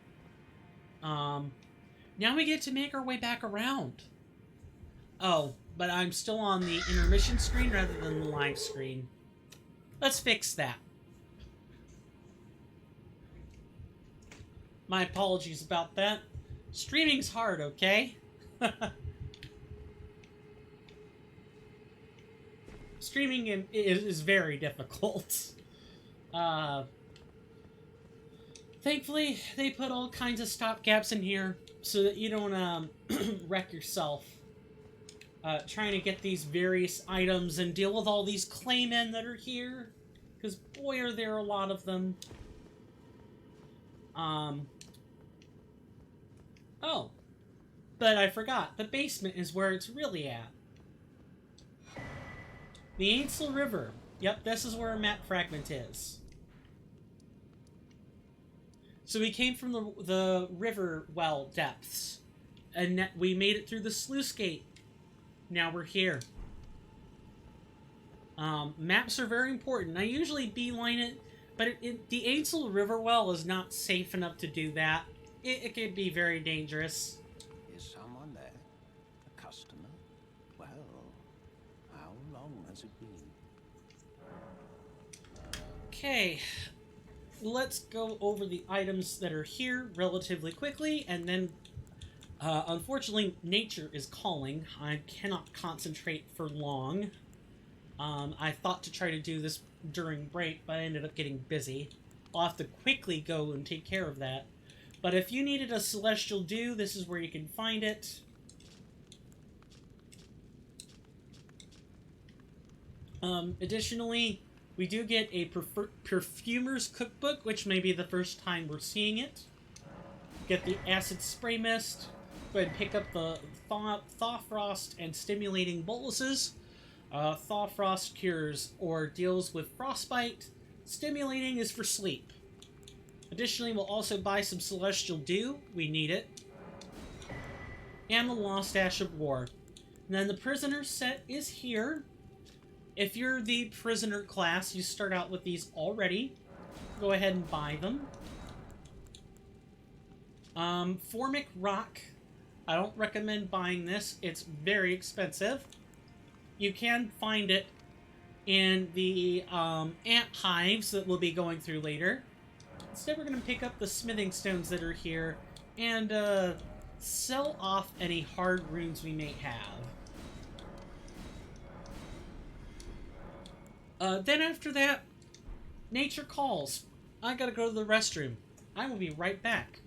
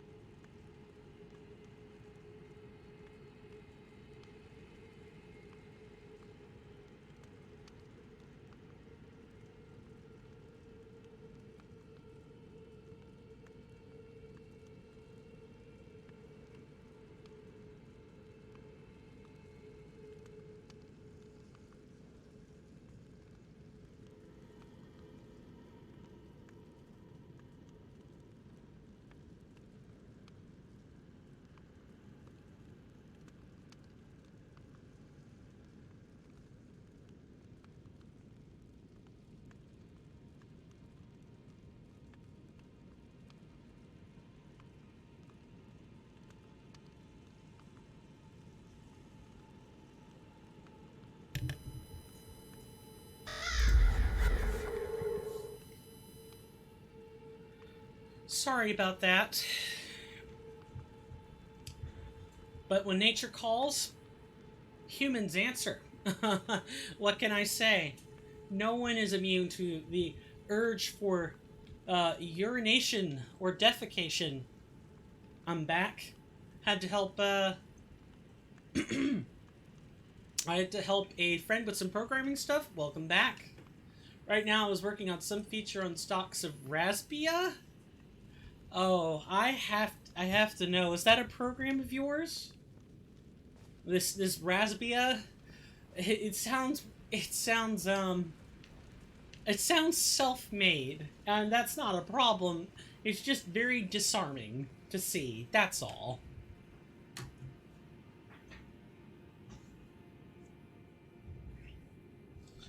Okay.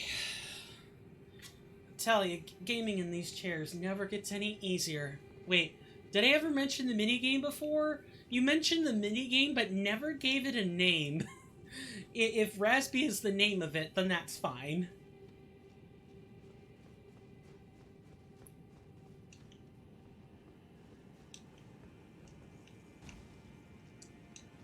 It should be... yeah, I should be able to make this jump. Although there's nothing up there. I don't know why I bothered. SOR, Stocks of Raspia is its name. Ah, okay. That makes a lot more sense. It's a mini-game. Currently has 20 to 30 active players. Over 150 people have tried it. Wow. That's good. I'm glad that it's actually got enough of a sampling size that you know, it could be crunched and put through a statistical calculator. And it's just on Discord, on a Discord or Twitch server? Gotcha. I don't think so. You're going to have to try a lot harder than... It actually has a community who you're making updates for. Ah! Well, that's good. I'm glad that you've got a personal project that actually gets community love and attention. Well, the constant fears that whatever you're building or whatever you're basing personal projects on will ultimately not amount to much. So it's... I think you just mentioned that it happened to be a mini game. Most of the talk about it was, oh, you were working on a personal project. You really didn't divulge that much, which is fine.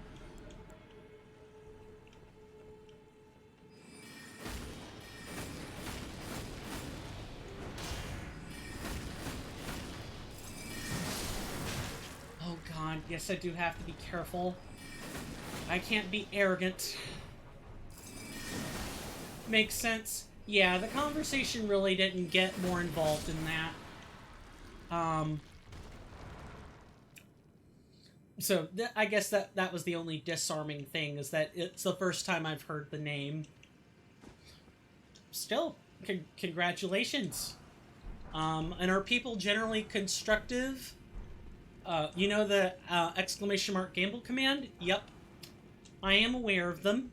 I don't use them here, but I am aware of them. Is it based on that? Like the contents of the gamble command?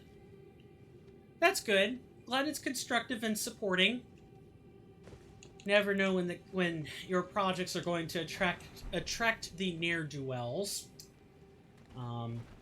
That's always a worry in the back of my mind.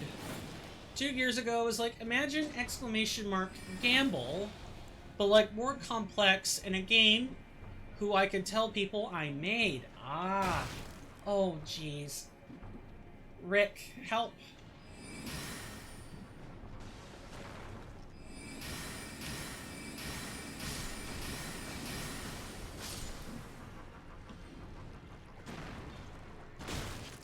Good lord.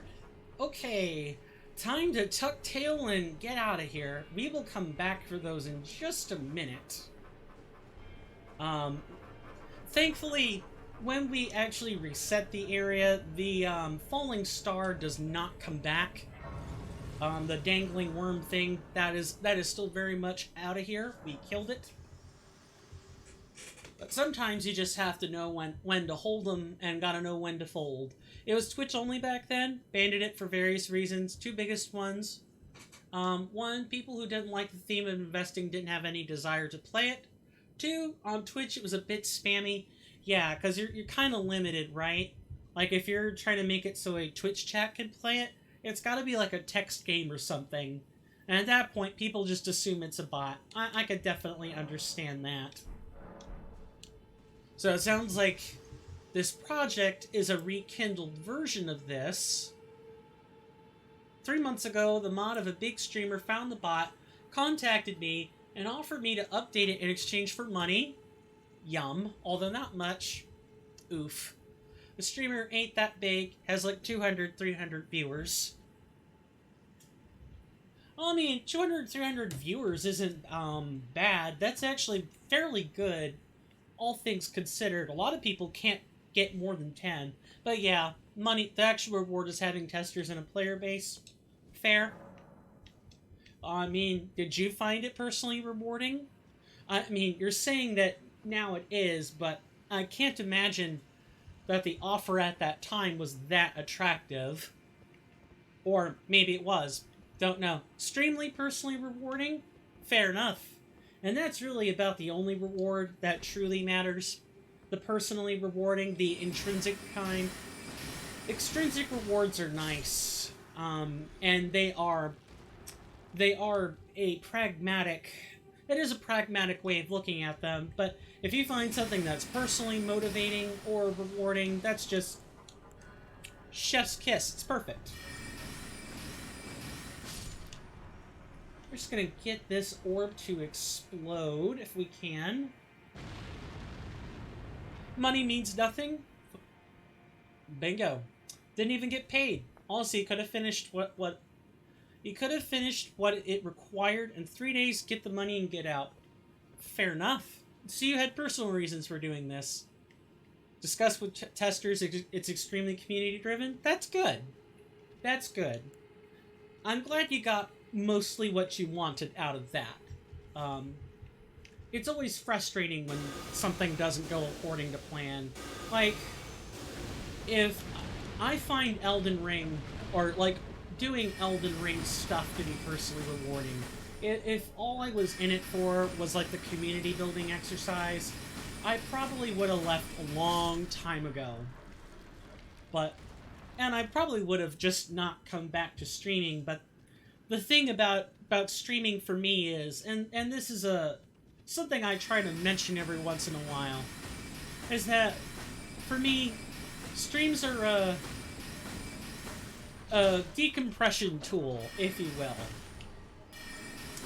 I feel better, mentally, after I've had a stream and had a chance to talk. I don't know why.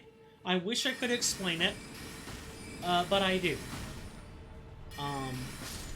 And that satisfaction is enough reason for me to keep doing it, regardless of how good it looks, or...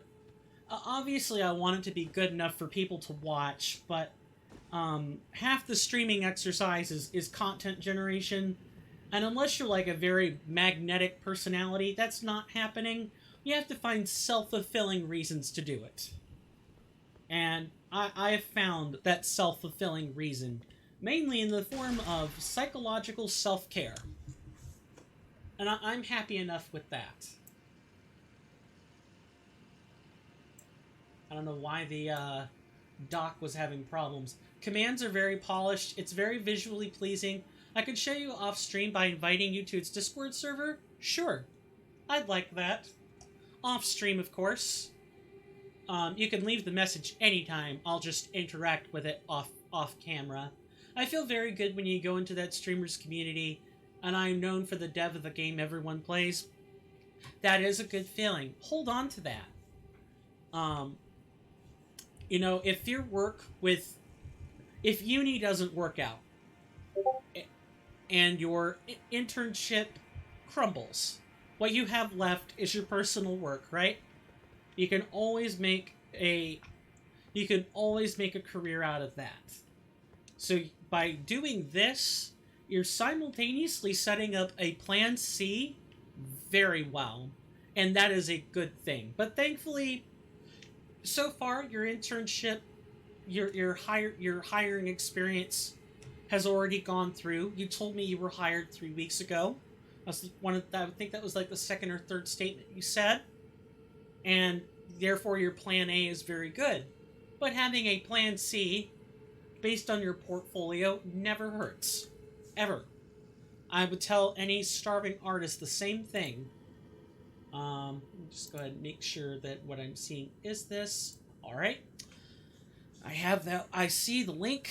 I will click on it when the cameras are not rolling. Speaking of cameras rolling, so I am behind one stream. I've been behind one stream for about 3 days. Even behind so far as I streamed Blasphemous on Sunday instead of Thursday, like I normally do. I have a plan to fix that, and it's not by swapping the streams around, as I want people to have the content they come here to see, not anything else. So here's what I'm going to do. Right now, we've been live for 2 hours and 20 minutes. We're going to end the stream when the 4-hour time mark is up, like normal. However, in about 2 to 3 hours from now, I'm going to start streaming again. We're going to go for 4 hours, just like before. It'll probably be around 7:30 p.m. Eastern Standard Time. Or for those who run off 24-hour time, that's going to be 1700. No, that's 5 o'clock. 1900 or 19 o'clock. One of those two ways you say it. I'm used to the military method of saying it, which is 1900. Yeah, around that time frame. That's when I'll stream again, and we'll finally get this makeup stream caught up, and everyone will have the content they have asked for.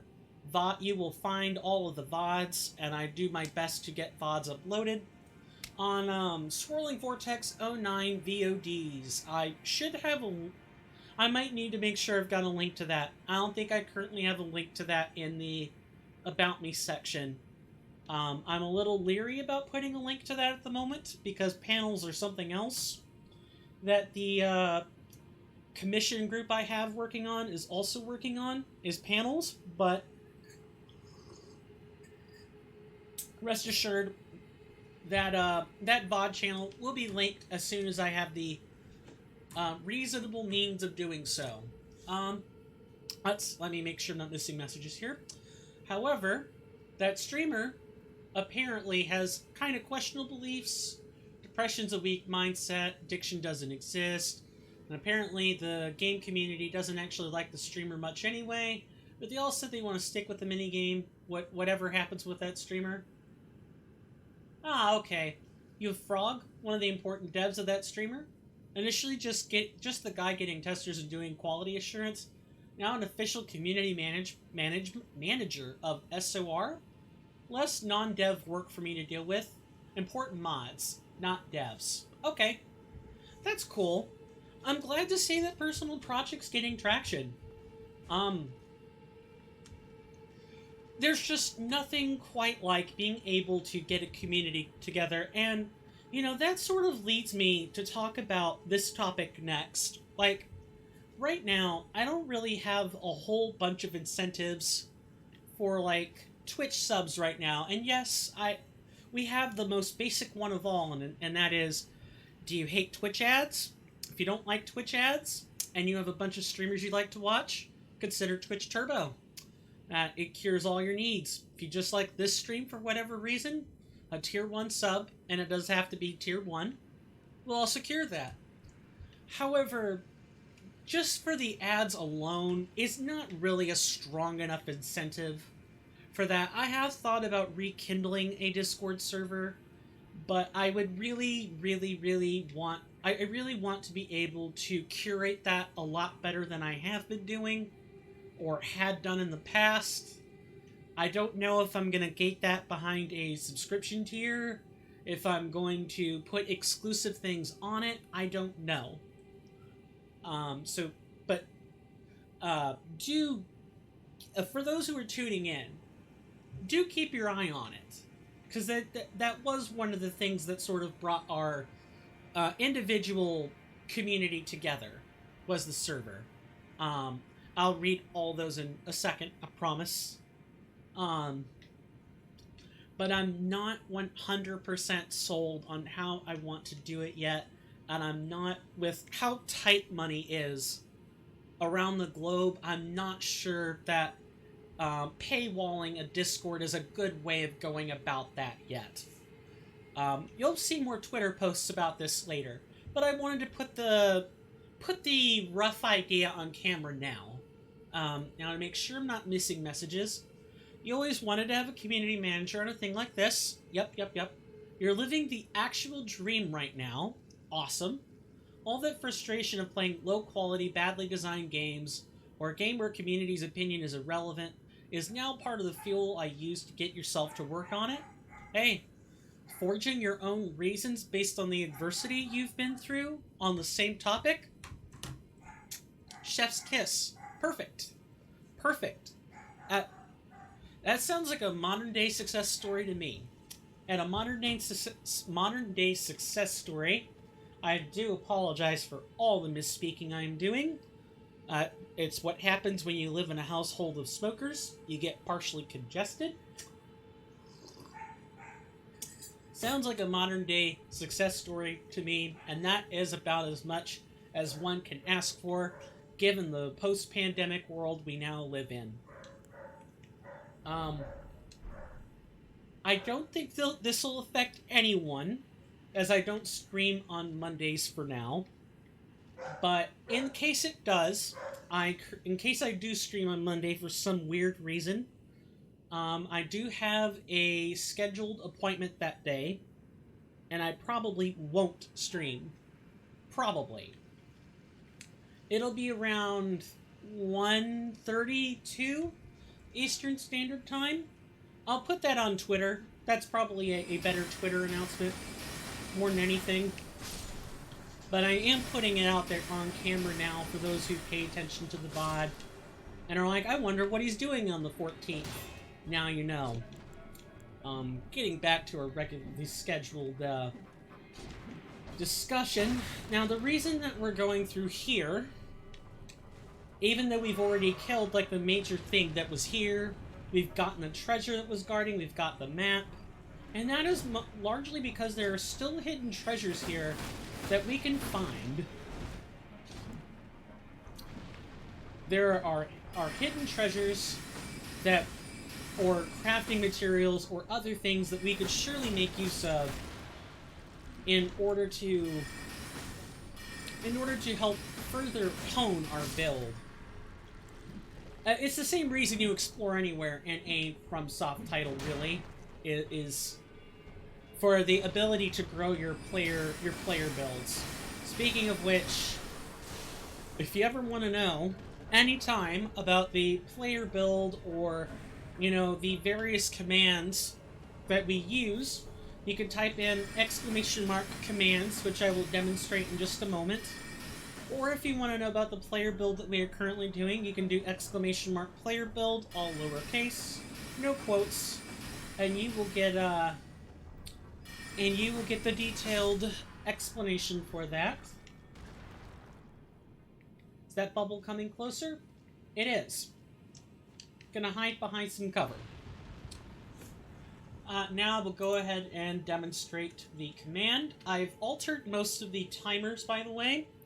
I used to have running lines of text that would show up about every hour to 2 hours, depending on the exact timer, that would tell you about our channel rewards, if we have them, you know, a little blurb about ads, a little blurb about, you know, various commands. I've keyed most of those to a line limit, so they will not show up if chat is not active. I think that will create a much better experience. But that being that, with me doing this, I do have to take. That is the wrong spelling. Yeah, this does mean I do have to showcase my commands a little more often in exchange, but that's fine. I'm still, even after so many years of streaming, and not streaming well, by the way, but just doing the activity, you'd think I'd have a good grasp on how to stream or, not make so many mistakes, but unfortunately, I'm still figuring it out. The landscape for streaming is changing at all times. It's hard to get a good rhythm because the things that people expect out of that rhythm, the things people expect from you as a streamer, are constantly changing all the time. And it's so inconsistent across the board, it's not funny. The only conventions that are really anywhere close to being consistent are if you're like a challenge runner or something. If you're one of those, then there are consistent like streamer conventions for you to follow. You're not straining for a difference in expectations, like if you're a variety streamer or something like that. Which we do stream a variety of games here. Speaking of things to talk about at the top or bottom of the hour, or halfway through, it's neither top nor bottom. Goodness me, would that not be a loaded question? Top or bottom? I forgot what I was going to say. It'll come back to me. Let's keep moving. With the Ainsel River well, what I find to work out well for me is the same sort of things that I talk about in terms of being a weird challenge runner. In that, I forgot they pulled back on the grab there. Take your time. Fight everything. Sounds weird, right? Because it's more efficient if you run through everything. But some people don't do well under all that extra stress. Like at all. I'm one of them. When I'm thinking about 50 things moving all at once, I have a hard time. There were some encounters in World of Warcraft, the retail version, not the classic version, that really demanded my my ability to focus on 50 things happening at once. I'm trying to think of a fight I did Mythic, or that I did at a high enough level I could talk about it. Archimond from Warlords of Draymond. They're from Warlords of Draenor. Good lord, what is this, a Digimon segment? I don't know. Anyway, there was a fight at the end in the last raiding area before my raid team and I all went our separate ways, that demanded that a single person be able to keep in mind 10 different things happening all at once. 3 or 4 different area of effects you had to move out of, 1 or 2 portals or different ads you had to manage, as well as being able to manage your own personal rotations. If you were a DPS, which I was at the time, you had to keep all that straight and have optimal rotation and be able to adapt it for if you had to move. Those are not easy things to do, by the way. But it's important that you sort of go through the motions.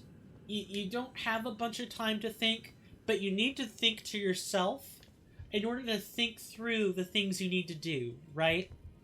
Like, if you struggle with a rotation sequence, and your rotation sequence is cast spell A, apply dot B, cast spell C, apply buff D, and then rinse and repeat, occasionally throwing in spell cast E every time it comes off of cooldown, then that's what you have to do. You have to talk yourself through it.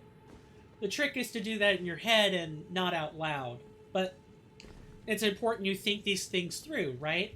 Because you have a specific sequence of actions you need to take, in order to accomplish your goal. The same is true of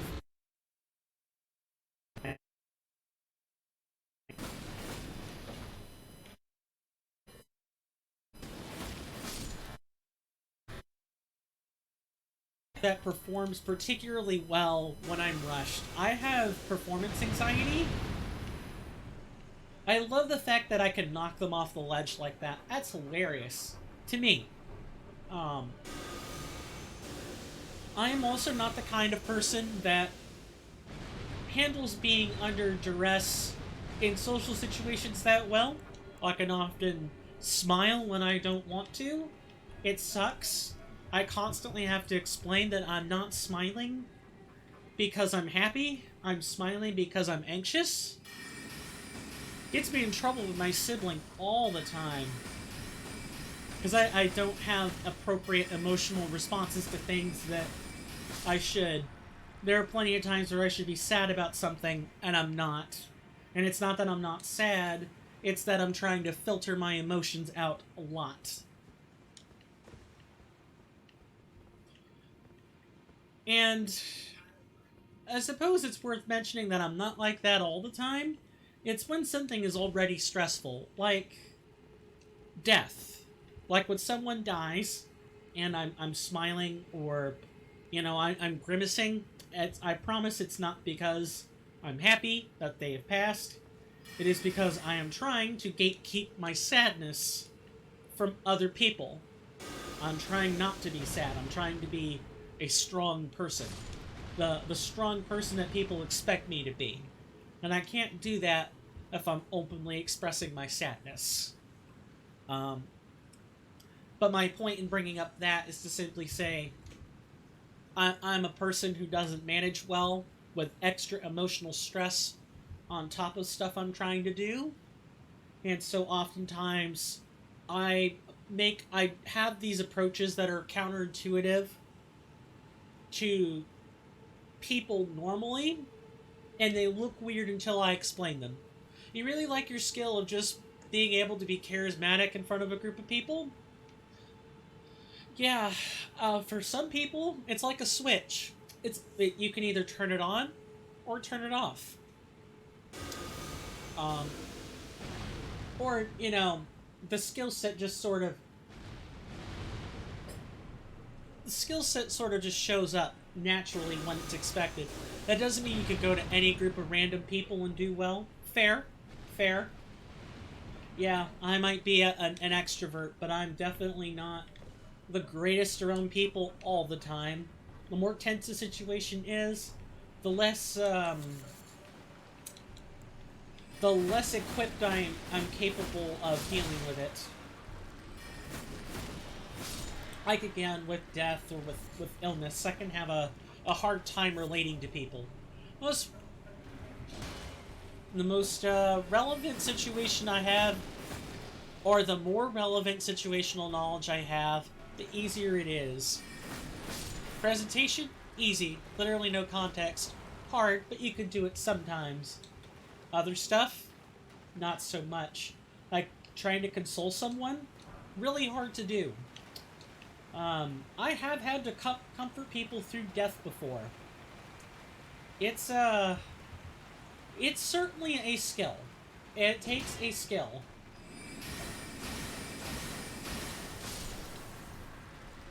You have to know the right things to say. You have to know if someone's going to respond better to facts or stories. And it's really the biggest difference between, people who are based on processes and people who are based on emotions. People who are based on emotions want a story. They want a good one. It helps if the story is relatable, but they need something. People who tend to be process-based prefer to deal with facts, not stories. Stories can be manipulated, twisted, torn. Facts are facts. They're immutable. Some people take great comfort in that. Let's see. Oh, come on. Chat, work with me.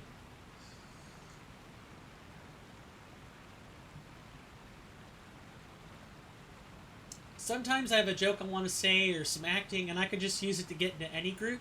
Yeah, like being able to blend in, or find a way to blend in, like getting that foot in. Yeah, that's not a skill I handled that well either. My charisma is mainly in terms of talking to a bunch of people and finding ways to be relatable. But I stick out like a sore thumb. Part of it is due to physical presentation. Hi, yes, my formal clothes are here, and would definitely like to make their presence known. But if I didn't care so much about that, or I was willing to blend in with how people perceive me, then I would be able to do that no problem. I also have a really good skill of being able to keep a neutral face. Oh lord. I'm just making sure I'm not missing messages. I'm paranoid about this.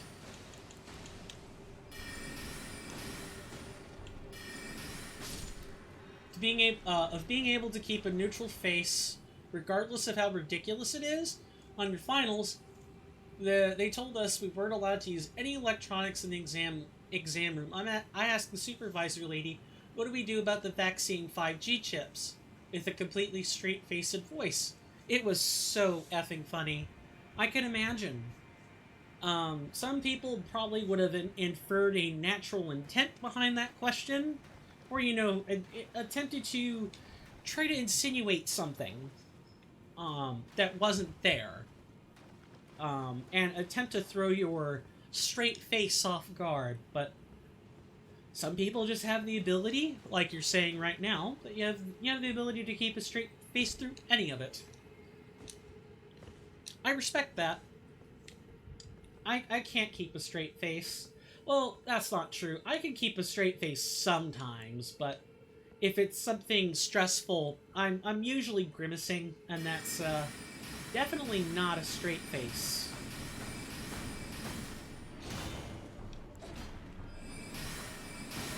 Well, I did smile a bit. It was hard.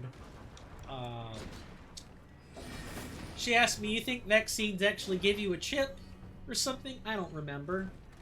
I mean, hey, if those conspiracy theories are true, there's supposedly nanites floating in us right now. By the way, this is a trained skill.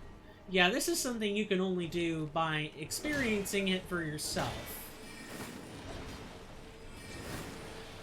And there's no substitute for, you know, putting your foot in your mouth in social situations. You're only gonna get that experience by doing, and you can only discover it through freak accident. Learned it by accident when me and a friend kept doing jokes like those. Ah. And it has a side effect. When I talk to new people, sometimes I say insane things that are a joke with a straight face. Ah, so people think you're serious. And other people aren't kept tagging along. But the people who don't know you literally don't get it. Yes, this is me. This is me. I'm terrible at jokes. Like, I could crack them off, but people think I'm serious when I'm joking. That's the real problem. I was at seminar once, my good friend was behind me, there was a cute girl standing at the same desk with him. Oh, this ought to be good.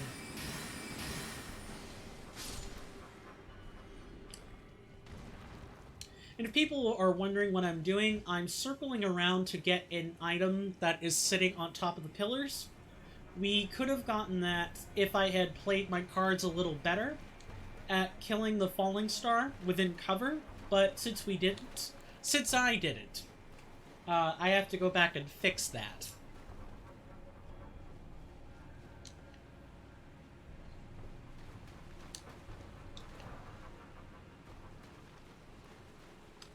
And that lovely... I think there actually might be 2 items now that I'm recalling.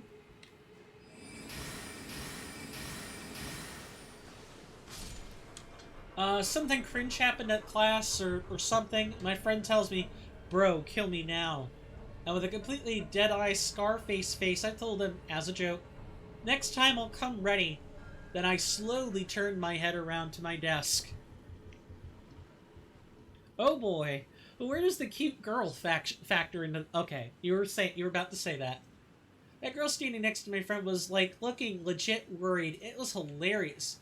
I didn't even notice that because I began to laugh, but he did. He was probably freaking out. Like, you know, he might have been thinking about what his chances with this girl were like, and the fact that you probably might have killed it for him, that must have been the thought behind his expression. Like, what did you just say? Why did you say that, bro? You're not... Don't do that. No, she was taken? Ah. So this wasn't the single lady, as they say. And I wonder what else must have been running through his mind then. Because if she had been single, I guarantee you, that definitely would have been a thought running through his head. He knew it was a joke? Ah. Makes sense. He knows me enough? Yeah, you did just say that, didn't you? Sorry. Yeah. I suppose that right there highlights the difference, right? He knew you. He knew the joke. She didn't. And she was concerned. Yeah, that more or less describes me in real life as well.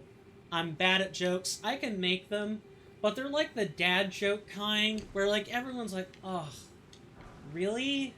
Did you have to go and say that?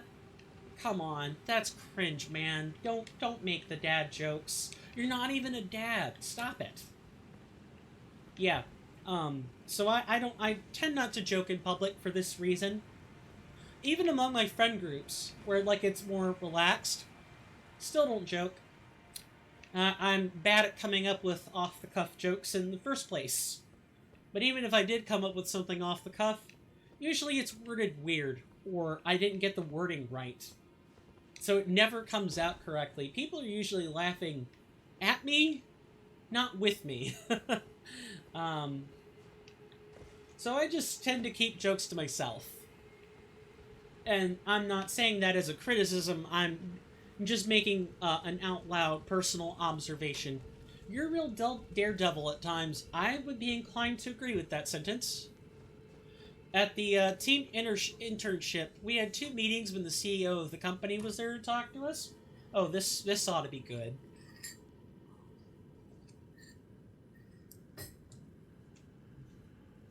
This is gonna be a tension-filled story already.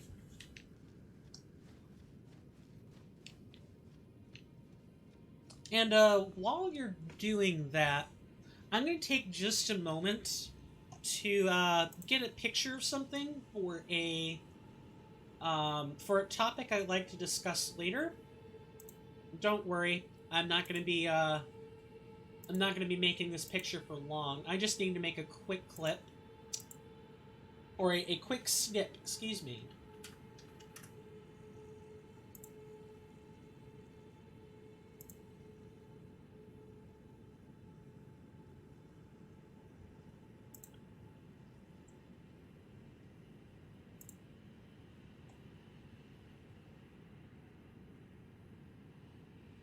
This would be... Which tab was this again? Need to make sure I'm not missing messages either. In one of those he said, like, something in Romanian, which is a bad translation from English. Makes sense in Romanian is our sense, aka it has sense. But if you translate makes sense directly, it's face sentence, which is wrong. Oh god. And you effing corrected him in front of everyone. Everyone was laughing. I could imagine that was a pretty eat egg moment right there. Trying to look at... Getting the snip is more difficult than I expected. I'm a dinosaur on technology. What can I say? Let's see. I need to zoom this out. Yep, this is the perfect zoom for this snip. And the last thing I need is the snip and sketch tool.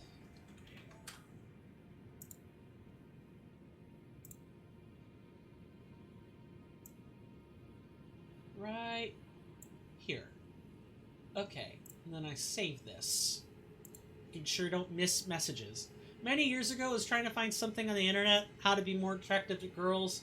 And some things you found out a lot is just to take risks and stuff. In IRL, you do things like this every day. Turns out it was fake. It's touchy. So, like, taking risks is how you would retain a partner, believe it or not.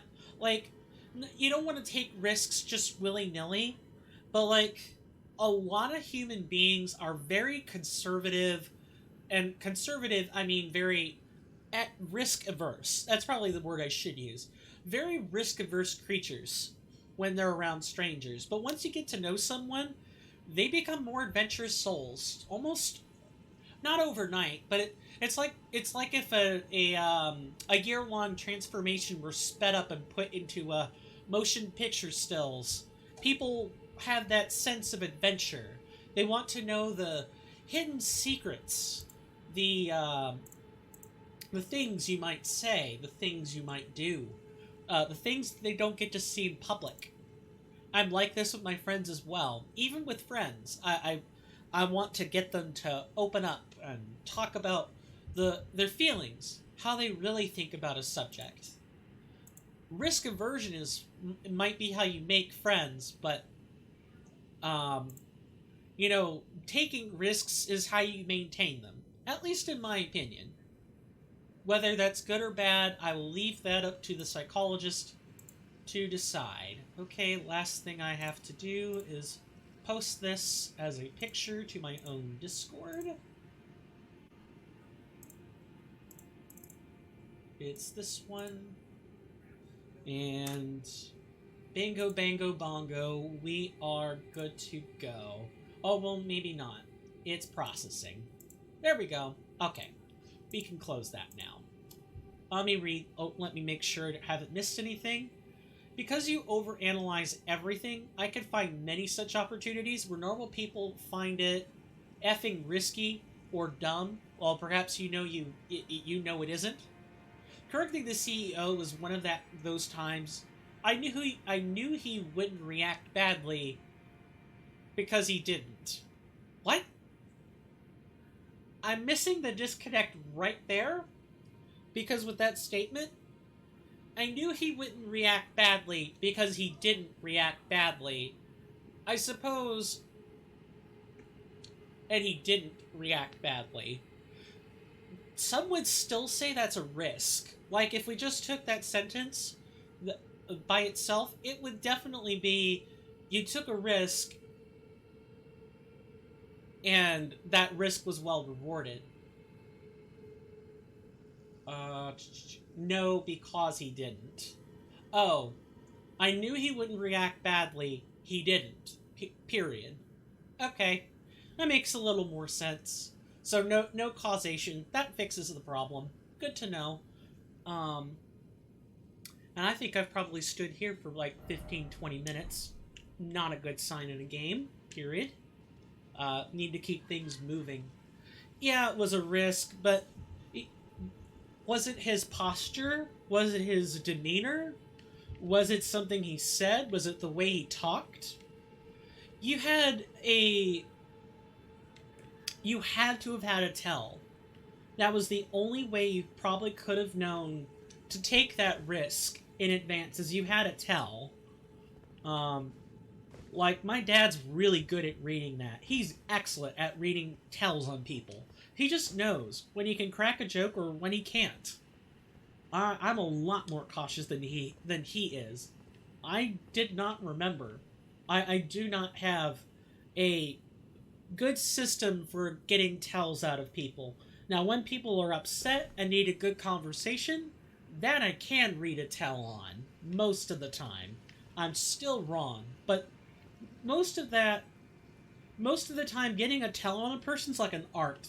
You either know you got the tell, or you don't. You actually don't remember how he reacted? I know one time he told me that making jokes is a sign of intelligence. It is. Because it requires so many different interpersonal skills that it's not funny.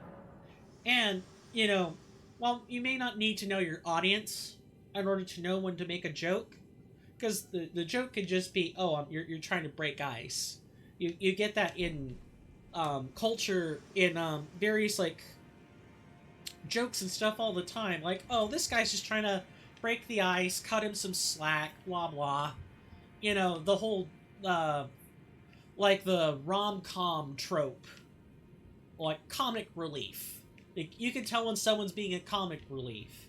But the true comic reliefs, well, people sort of assign more depth to them than that. Because the really intelligent person knows when the joke is just gonna fly by. And that's probably where the real meaning of that sentence comes from, is jokes are a sign of intelligence. They are.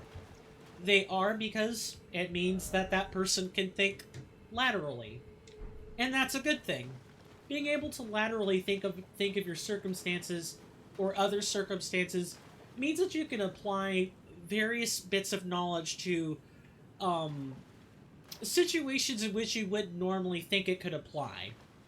Like, psychological theory is probably one instance of where a lot of information, a lot of psychological theory can be applied in a lateral circumstance, because once you understand the psychological theory behind emotions and stuff, you're able to better sort of understand, you know, people tend to respond this way or that way with those sorts of emotions.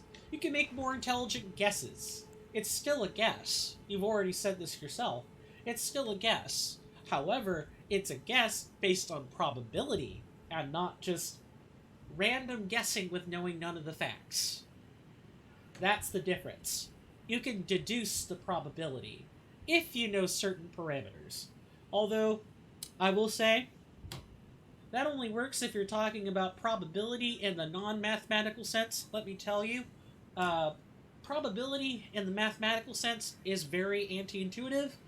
So while I'm saying, oh, if you just know the probability, you can deduce things. No, in mathematical or in a applied sense, you normally can't. Probability doesn't tell you as much as you think it does. It's just in the case of people where I'm using it in a non-mathematical context, it makes a lot more sense. It makes a lot more sense to say probability than it does something else. That's all. I'm clearing up that misconception right now. Because that's the thing I kind of want to be known for on this channel, is not adding to misconceptions that are already there.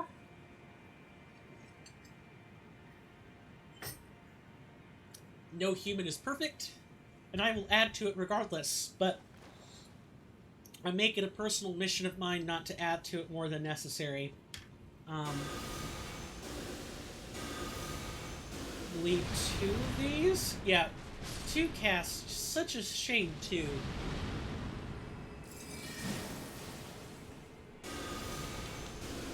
We're just short of being able to kill them with 1 Ranker cast. Hi there, Ant.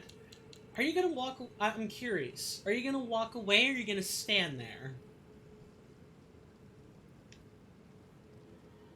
Oh my god. Okay, I need to make a clip of that right now. What? It feels like Skyrim all over again. Where, you know, in Skyrim, there's like a skit. I forget the skit exactly, but it's like the Dragonborn, who happens to be an archer in this scenario, is like hiding in a corner, and there's this mage that's kind of like standing guard over an entranceway, and the Dragonborn shoots him right in the eyeball, and he's like, "Ow! Who did that?" I think is how the skit goes. And he walks around for like a minute or 2 minutes, and at the end he's like, I think the mage says something like, "Oh, well, I guess I'm just hearing things." In the back of my mind, I'm like, no, you didn't. You got shot in the eyeball. How could you not be on high alert the whole time? These ants remind me of that just now. Where it's like, the ant is right there to visibly and clearly detect I'm there, yet standing perfectly still, and not running around or making important noise, even with the lantern being on, the ant ultimately went back to what it was doing. I find that to be freaking hilarious. I don't know about anyone else.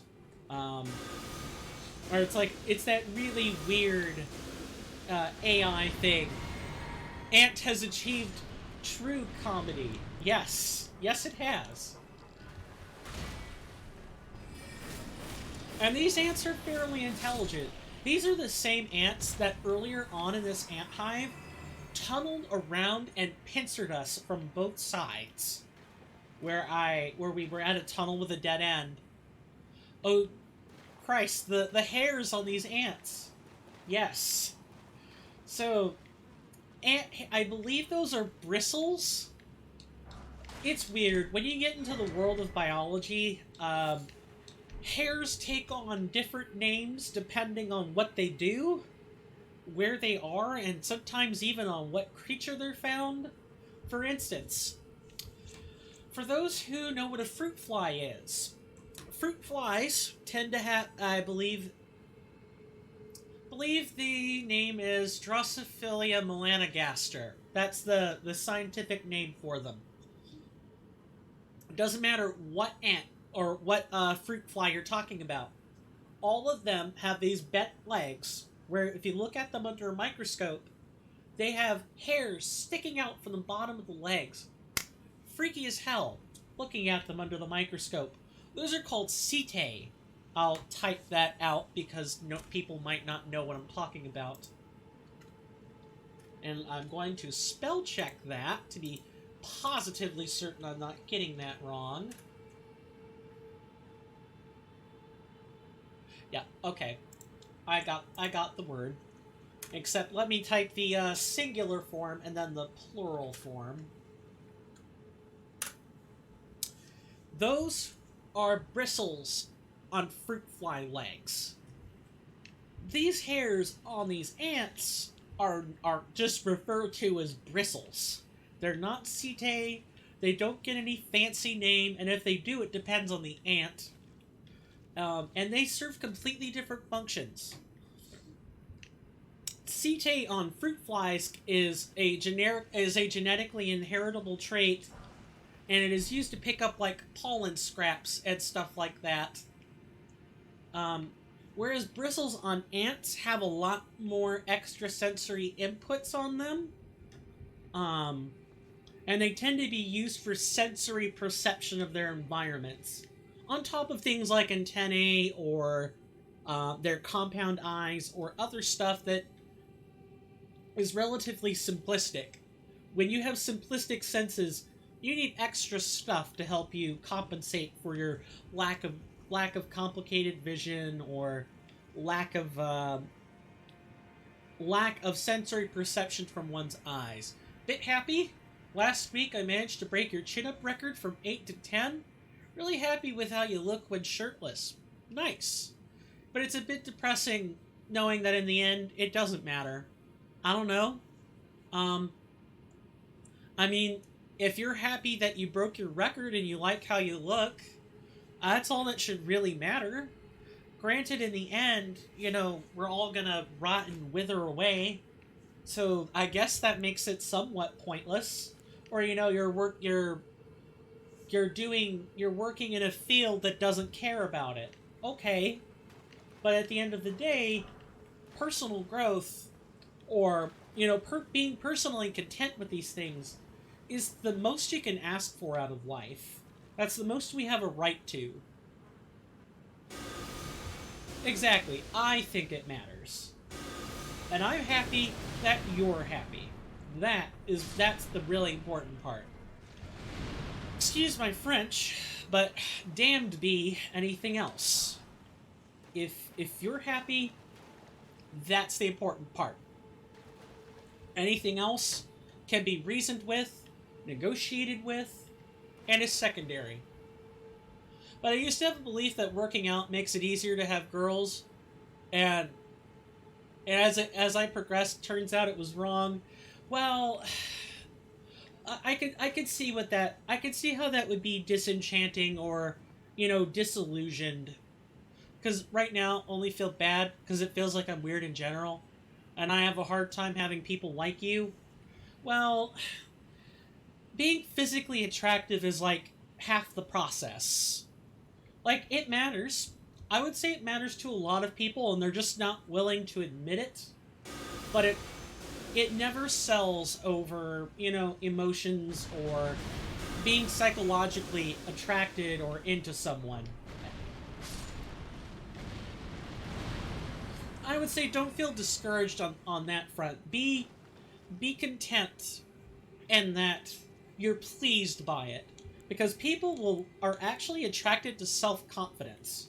To being confident, not arrogance, but confidence. I have girls who dislike you before they spent some time with you and have no ideas about your value and such. Well, that's any human being. You know, whether you're interested in them as a potential mate or not. You're always going to experience that. Nothing you can do. But there's always a fish out in the sea that's right for you. You'll always find the one. You just have to be willing to, you know, compromise. And accept that people aren't going to like... People are not a list of check boxes that you can check off and say, oh, this person's perfect. This person has all the right features. Maybe this person isn't the sexiest. Maybe this person isn't maybe this person isn't the smartest, or maybe this person isn't the most kind. But if they're kind enough, if they're sexy enough, if they fill in enough of the other checkboxes, you know, those are keepers. And of course, anyone who respects other human beings and isn't an ableist or, you know, discriminates in some other way, it's just a bonus. That's the box you really want checked, ladies and gentlemen. At least in my opinion. Perhaps I'm not confident because fundamentally I never have more than 80% confidence about anything. So you could change your mind about everything that's needed. See, that's a trait we would refer to as pragmatism. Like, being confident about stuff is good, but if you're headstrong to the point that, you know, you walk blindly or stumble into something, that could be just as bad. And if we're talking about, like, personal checkboxes, like, for me, I would want a partner who recognizes those things. That too much of a trait can be bad. Like, too much of a philosophy or a mental dogma can be bad. Like, being committed is good, but not being adaptable is bad. Being too adaptable is also bad, for a number of reasons. In a partner, I would want someone who recognizes the light and dark of all of those things. Who recognizes that the world really is that psychological gray and is willing to deal with tonal shifts in opinion over even the smallest things. Because a real pragmatic person would make those shifts because they're required. They're good things to have. To be adaptable. However, someone who's overly confident will make dumb decisions. People will follow them more and like them more. Well, you can't always overcome bad traits with better ones. If someone who's maybe headstrong, arrogant, overconfident, might also be really giving of themselves, honest, kind, charitable. People can look past that stuff. Sometimes. And it's more about being natural. I wish I could say that anything I say here on this topic is definitive. It's not. It's why we're having a discussion about it. And I'm not just giving advice like, oh, this is how you do it. If we had the advice for this, if we had the perfect way to figure out that sort of stuff, we wouldn't be talking about it. Everyone would be married. Everyone would have children. Everyone would have big families. Humanity would be more fecund, Fecund, than they have been in human history. Even with 8 billion people on this planet, I guarantee you, if everyone had the ability to find the perfect one, to get a partner no matter what, we would probably be having 8 trillion humans on this planet right now. And we would have either died due to overpopulation, or we would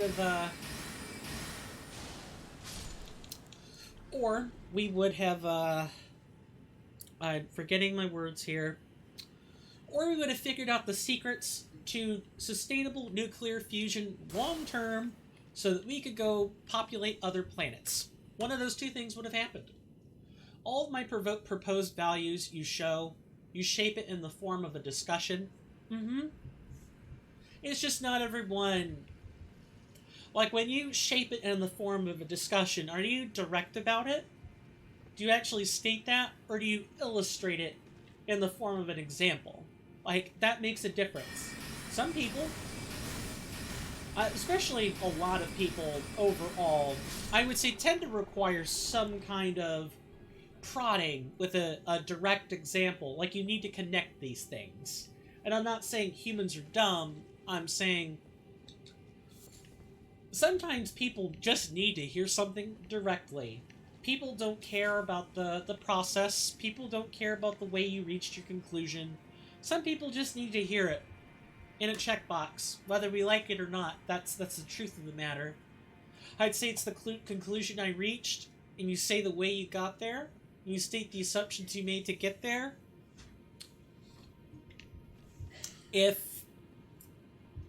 For me, if I were a lady, I probably would find that very attractive. Because, to me, going over the process, the way you reached your conclusions, is a very good thing to do. If I were a lady in your shoes, that would have been a checkbox right there. Snap the fingers. But a lot of people aren't like that. A lot of people... How do I word this? If you're familiar with thermodynamics, you're probably aware of the fact that thermodynamics is a state-based... have state-based equations. They don't care about what happens in the middle. They only care about where your initial point was and what your end point is. Because the equations are meant to be calculated based on end states. A lot more people I find are like that, where they care more about the overall end than they do about the path taken to get there. That isn't always the truth, and I do want to be careful about painting people with these broad brushstrokes, but just based on what I've seen in my life, and I have seen and heard a lot. I've heard a lot more than I've seen. Let me put it that way. A lot of people tend to be bombarded with facts. You can bedazzle them with brilliance, which, based on what you say, you and I fall into the same camps on this. We like to dazzle people with brilliance. It shows we're smart. It shows we pay attention. We're attentive. That if we have partners, we'll attend to their every need. There won't be anything they could ask for. But a lot of people aren't like that. And that makes people think you're weird. Or that I'm weird. Yeah, I do get that comment as well. There are people like, I never would have paid much attention to that detail. You're either special or you're weird. One of those two things. I usually just have to take the comment in stride, go from there. Of course, we all have to be careful. This could all be projection, and maybe the world isn't like we think it is. But all we can do is live in the world as we know and understand it, and try to navigate our way through it to the best of our ability. That's all that's left. These misunderstandings are a perfect product of that. Making sure I don't miss any messages here. I barely ever found girls who realize how important this is. To them, it might not matter. I don't like assuming things, but I am just straight up assuming that it's almost always better to talk like this. Fair, we both fall into that trap. I had a friend who I always found very effing dumb because he would look at a tier list in a game and immediately jump to conclusions. Extremism. And then being so confident on things they shouldn't be made me trust him at no time at all when he gave me suggestions about game-related stuff. He would get mad that I wouldn't listen to him when he was actually right, even if he was right only half the time. One day, he stopped talking to him because of this. You know what they say about broken clocks, right? Sometimes they're right twice a day. The rest of the time, they're wrong. Whether or not you listen to a clock that's only right twice a day depends on your ability to know whether or not you know how wrong the clock is. You probably shouldn't be listening to a clock that's wrong and you have no idea how. If, however, you know that your clock is 3 hours fast, you could say, I'll just reinterpret what they say or what the clock says as though it's 3 hours slower. And presto, the clock's right all the time. Just don't forget about the 2 times it's right. It was a huge dilemma, because spending time with him was almost always really fun and funny. However, because his fundamental method of choices was so dumb, we kept having constant edge cases where he would drag us down unnecessarily. Or it was just annoying. Sounds like a friendship of 2 complete opposites. Those almost never last. I have a friend like that. He constantly tests me. He's in my tabletop group. I won't name him out of protection and concern for his well-being, but he approaches problems in a very different way. He is your first friend ever? I can believe that. When you're making friends and you don't know how to make them, boy, can it be very easy to get wound up with people maybe you're not the most compatible with. I believe at that time, I think you've mentioned this before, I believe it was Warcraft stuff. Every few months or years we would just get back and play stuff again. We would be playing custom Warcraft 3. It's one of the only friends you can play that stuff with. The maps are very high quality. I think I remember a couple of times where you've mentioned that. While we're having this conversation, I do want to make sure that we are talking about Let's Play material. So the Ansel River Well, split up into 2 areas, just like the Siofra River Well. The Ansel River Well has a part we can access right now, and a part that we can't access until we complete a quest, or until we progress enough in the quest to do that. That quest is Ronnie's quest. We're already on it. Right now we're to go find Blythe in the Siofra River Well so that we can initiate it. We're holding off on this right now because there are still things we need to do in Altus Plateau first. But rest assured we will be covering that at a later point. There is a portion of the Siofra or the Ansel River Well that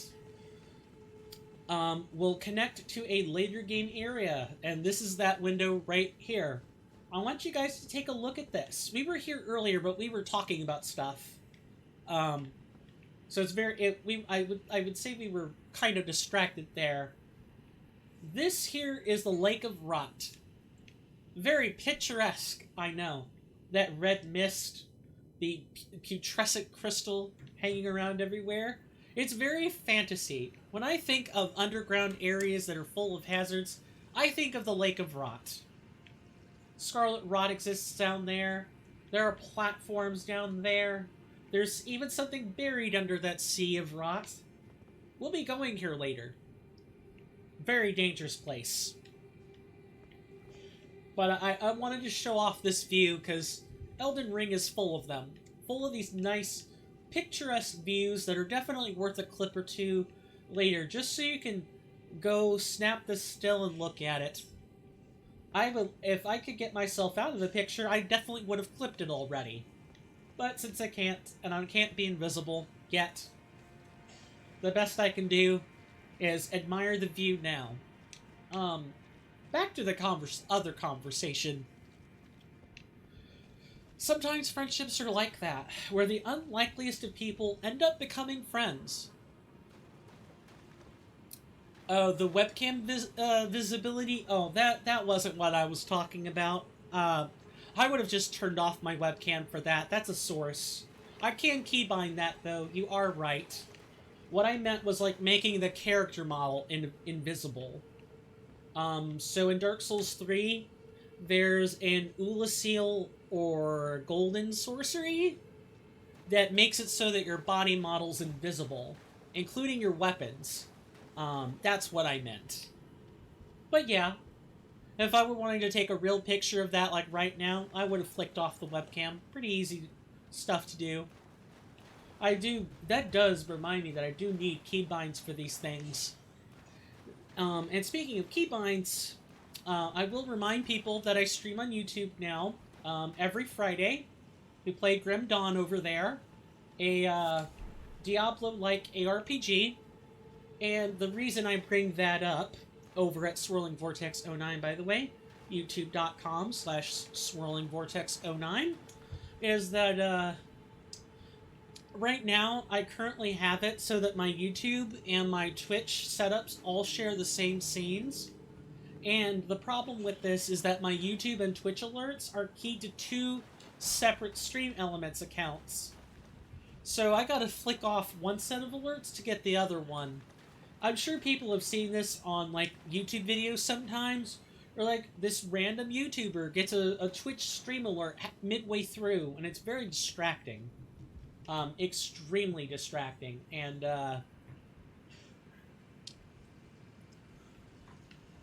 that sort of scenario leads me to say, I know I need to make keybinds for these things. I just actually have to sit down and do it. That's the hard part, is making yourself sit down to do boring things that you don't want anything to do with. What you said made me think of a thing, which made me think of another thing, a very long chain. That, same, I get that sometimes. And I remember that if I switch my perspective of the real world as if it were a video game, stuff gets funny, and my anxiety vanishes completely. Yeah, there are many parallels. It's just that it took video games as a medium in order for people to really be able to map that in a one-to-one way. I've heard people say that reality mirrors the books in so many ways, and it does, but with medium that doesn't pertain to real life, even like a copy of a photo or something, what you have is imagination. You know, you can imagine something in place of something else in a content medium. Real life, you can't really do that. You're stuck. You're stuck with the real thing in front of you. And it's quite the dissonant thought when you think about it. I once convinced myself that everyone else is simulated. Yup, I remember that pretty well. Everyone else is an NPC. And I'd stop being anxious or making eye contact with people, or turn my head in certain places.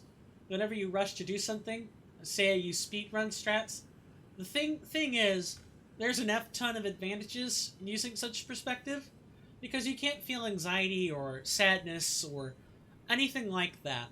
That is true. That is true. If you want some semblance of liquid luck, that would be how you get it. I do not have enough earthly flowers. We're out of those finally. Well, maybe sadness, but everything else fades. Yeah, I could imagine. You know what? I should have went to bed 30 minutes ago. Time flies when you're having fun conversing. However, you have this special quirk that... ... And while you're stating that, I will go ahead and preview the boss. Because if you notice, that ain't our boss, but there is something on the floor that is. When I'm late on stuff, I try to make the extra time be worthwhile. Well, I don't want to keep you. If you need to go to bed, you know, we can always talk later. But, I mean, if you can make your time worthwhile, then I'm not going to tell you what to do. And to make it worthwhile, I will take this fact, ... So this here is the Dragonkin Soldier of Noxtella. The fact that having a game world perspective is extremely important, and try to use it one week. Yeah, it is. Just don't forget that you'll want to flick on your perception of reality again when you don't need the liquid luck of courage anymore. That's all. That's the kind of perspective that's easy to forget you have it on, and then people will see that and think you're really weird. Because that's one way to be perceived as machine-like. But if you need it for courage or you needed to get through something, who am I to say don't do it or do? You do what works for you. And I suppose since you're viewing this like an experiment, let me know what your results are. How are you going to establish controls? Something like that. I feel like there's something you don't know that makes it not work.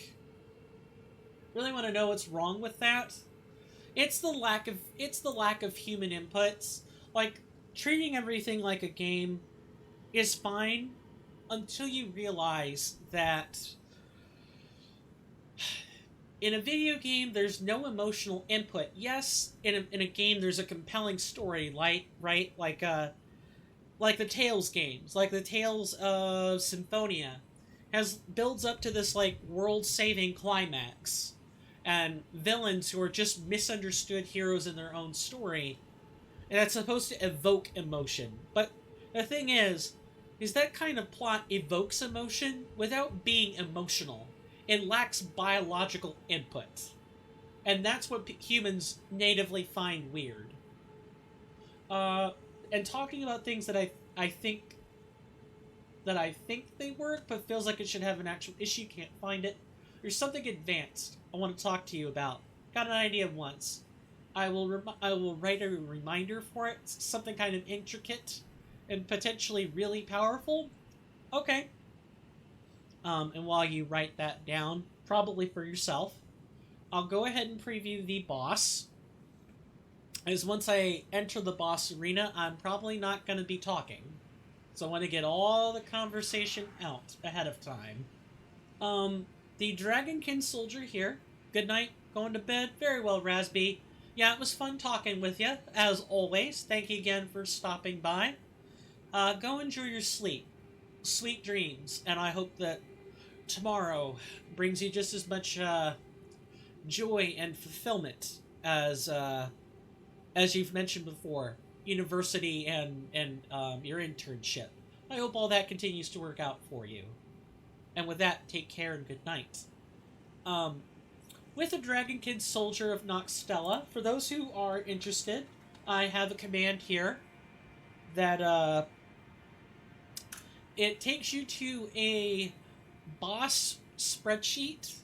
ERR, that's Elden Ring Reforged, has changed quite a bit of immunities, resistances, and boss weaknesses, and types.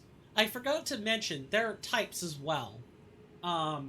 There are 2 types that have been changed and a couple that have been removed from ER as opposed to ERR, the mod. And we'll kind of go over that now. In the references, make sure I understand. I might need to open up the website as well.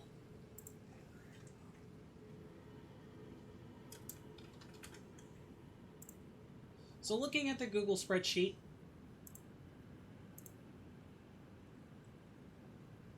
actually, I need to look at the changelog for this. For unique enemies.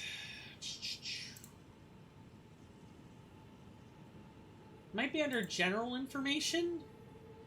I'll find it. Enemy types. Okay, so in Elden Ring, you had Void, Undead, Ancient Dragon, and Dragon, and 2 unused categories. Ancient Dragon and Dragon are both Dragon as far as I'm concerned. So what Kernifer did was change it. There are 6 types, all of them different. Void, Undead, Beast, Dragon, Stone, and God. There are items and spells that take advantage of the 6 different types. There are items in the game that say, you know, this deals extra damage to dragons or stone. A lot of frostbite spells deal additional damage, or a lot of cold spells deal additional damage to stony creatures, for example. Uh, or I know some bestial incantations that deal additional damage to stony creatures. Either way, that's an enemy type that we can take advantage of. So, now that I've gone over the 6 enemy types, and it's easier to demonstrate the enemy types rather than talk about them, but let's talk about the Dragonkin Soldier of Noxtella. It is a dragon.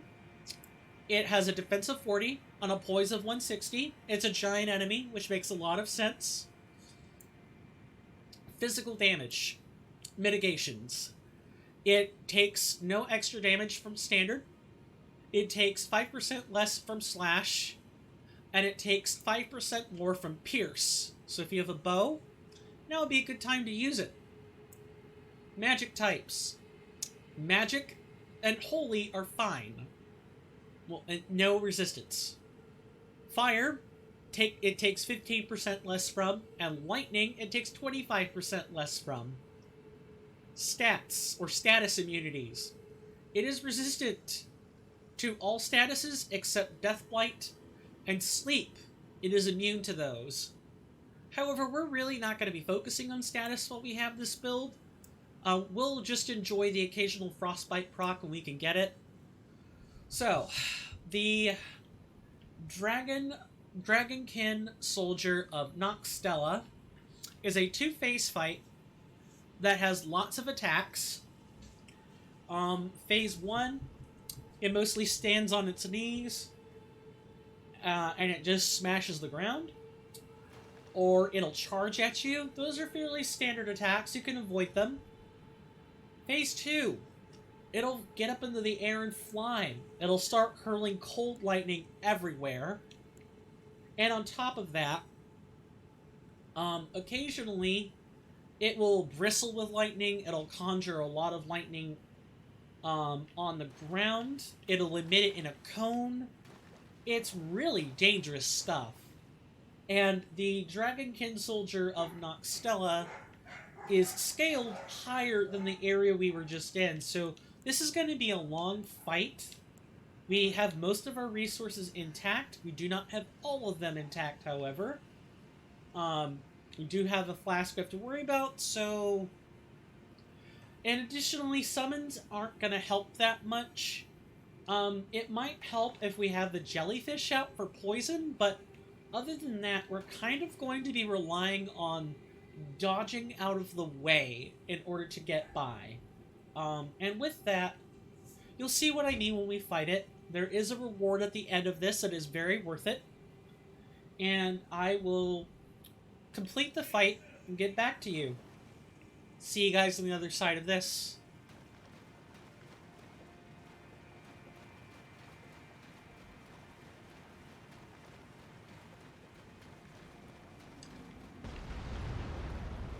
Oh, hi there, big guy.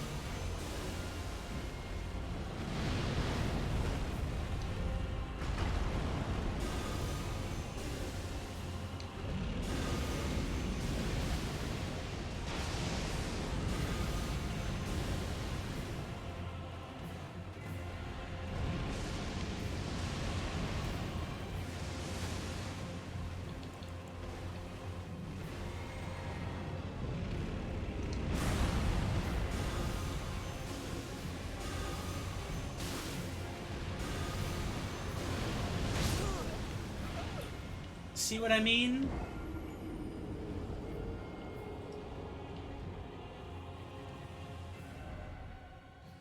I believe the stake will put us right outside the boss door. However, we are here to two of those left that we can use, based on our crafting materials, of course. But yeah, that's the fight. Brent, you basically just don't get greedy. Don't try to cast multiple attacks in one sitting. Wait for your time. That is the name of the game in Elden Ring. It is even more so the name of the game when we're talking about when we're talking about large enemies like that one. And Meteorite is not a particularly good spell for that fight because there's just so much moving around.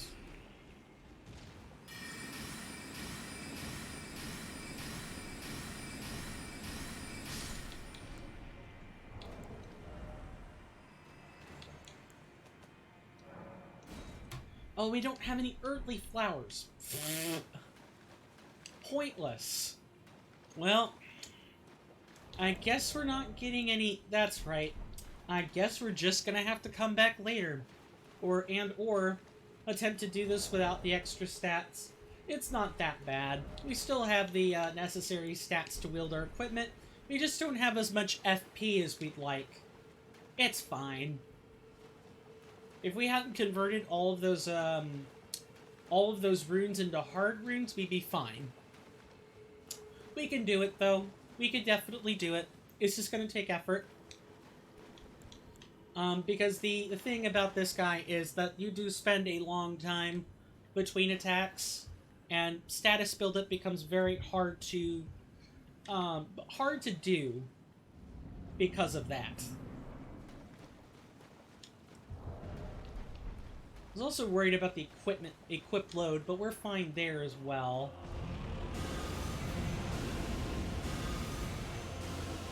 Come on, show me what you're made of.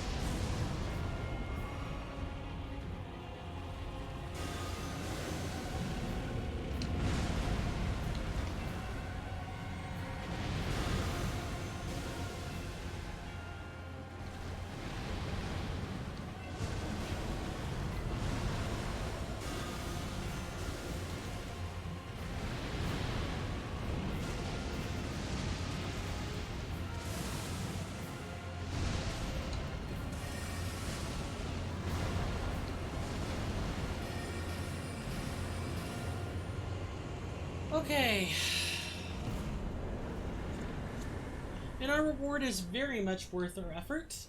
The Frozen Lightning Incantation.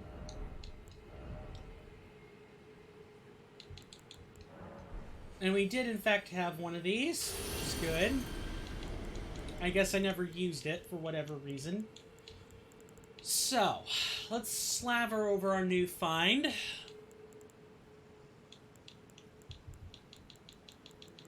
believe it is a Dragon Cult incantation.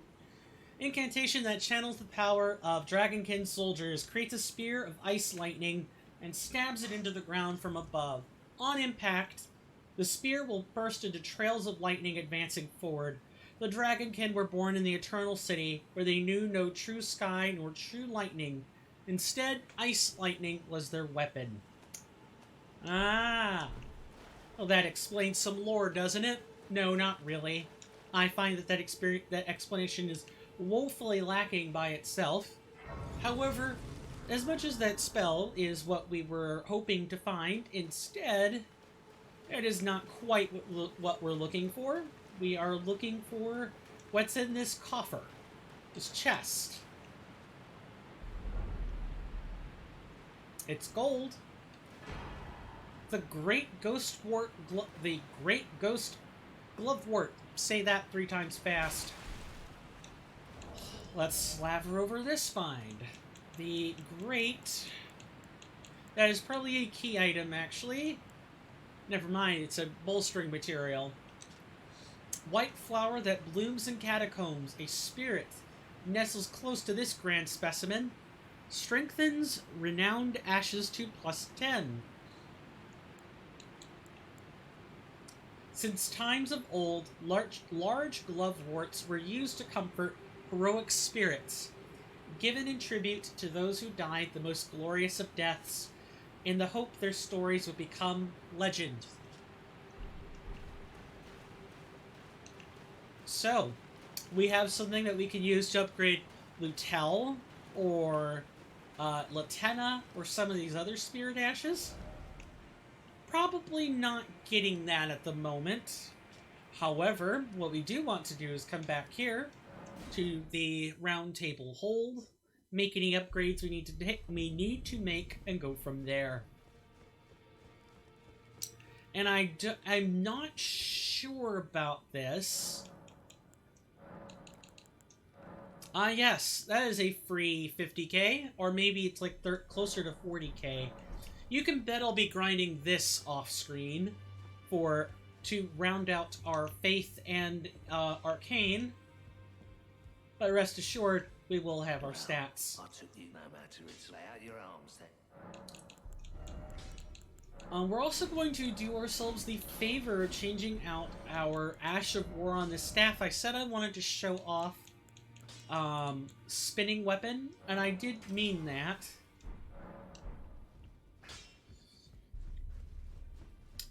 Because I don't think I ever showed it off before, quite frankly, for a start. And 2, we have to test out how good its deflection properties are. Let's go ahead and level up. We can put this point into Faith, so that when we're Warlock later, we are definitely capable of getting more... we are definitely capable of fusing the spell in question. So now that we're here, spinning weapon.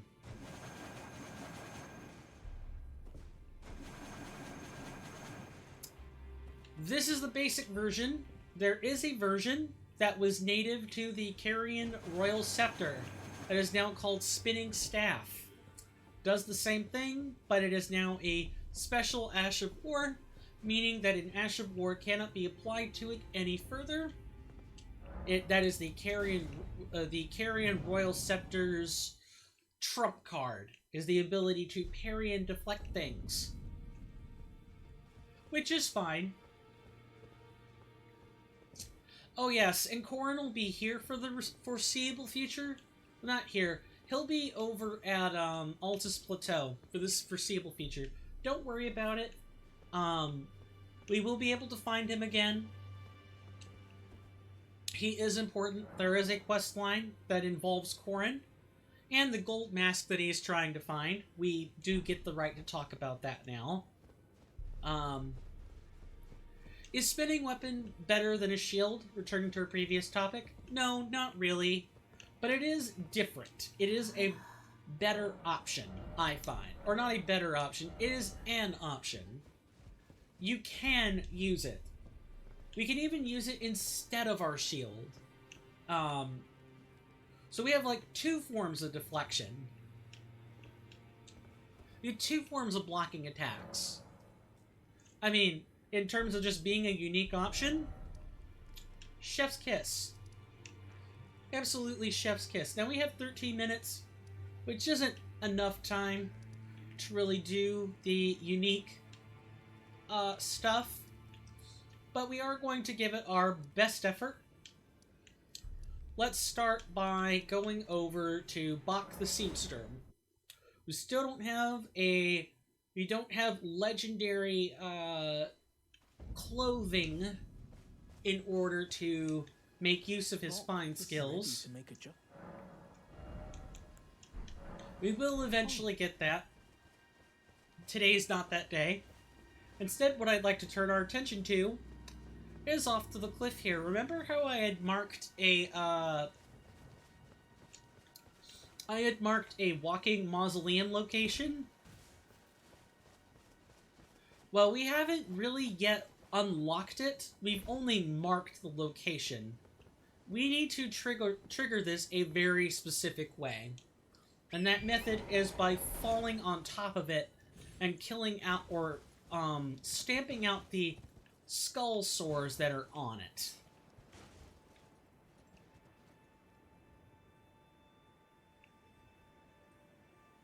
And we're going to be waiting for a while.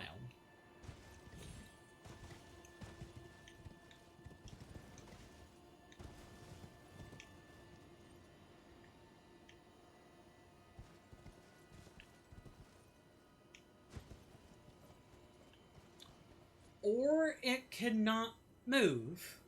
What? This is supposed to be moving toward the location. Does it only trigger when... Maybe it triggers on a specific tombstone. I definitely don't remember that being... That's supposed to move. That's weird. Maybe it didn't consider me in Liurnia yet? It's the only thing I could think of. That is not... okay.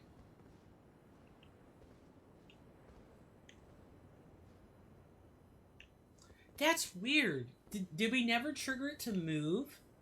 That might be another possibility, where if we don't get it to move, it's never going to move? And the funny thing is that we've been to the, Ray Lucaria Crystal Tunnel. So, like, it should already be moving. But you never know. Sometimes these things are different. Sometimes the patch causes, different behavior to occur. Maybe this got changed for a normal one.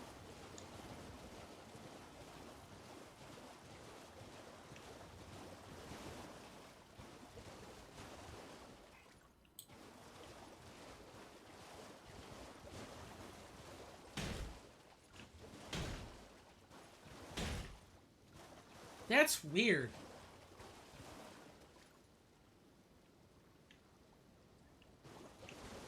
The rain isn't even a good consolation prize.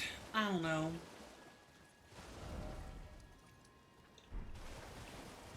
It's definitely supposed to move. We're gonna try a different location. And then I think for the last 5 minutes or 6 minutes, we'll kind of cover a game plan. This is the wrong way. We need to be going the way back out. We'll kind of cover the very quick topic I wanted to show regarding Dragonflight. The reason I'm so excited for World of Warcraft Dragonflight. As well as lay out a game plan for next, actually for 3 hours from now. Maybe not even that. No, it's just there. It's just there. It doesn't move. I'll have to make a note of this and tell Kernifer about it. Because this is definitely supposed to move. It should already be moving, as a matter of fact. And I don't know if I didn't trigger the condition or what. We're going to see if I can't make a clip of that. As I already struggle to make clips of even the most basic things at the moment.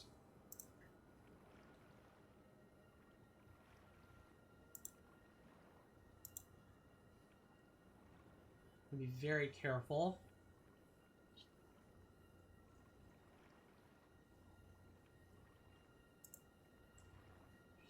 I kind of need to look at this from within the broadcast. Hang on.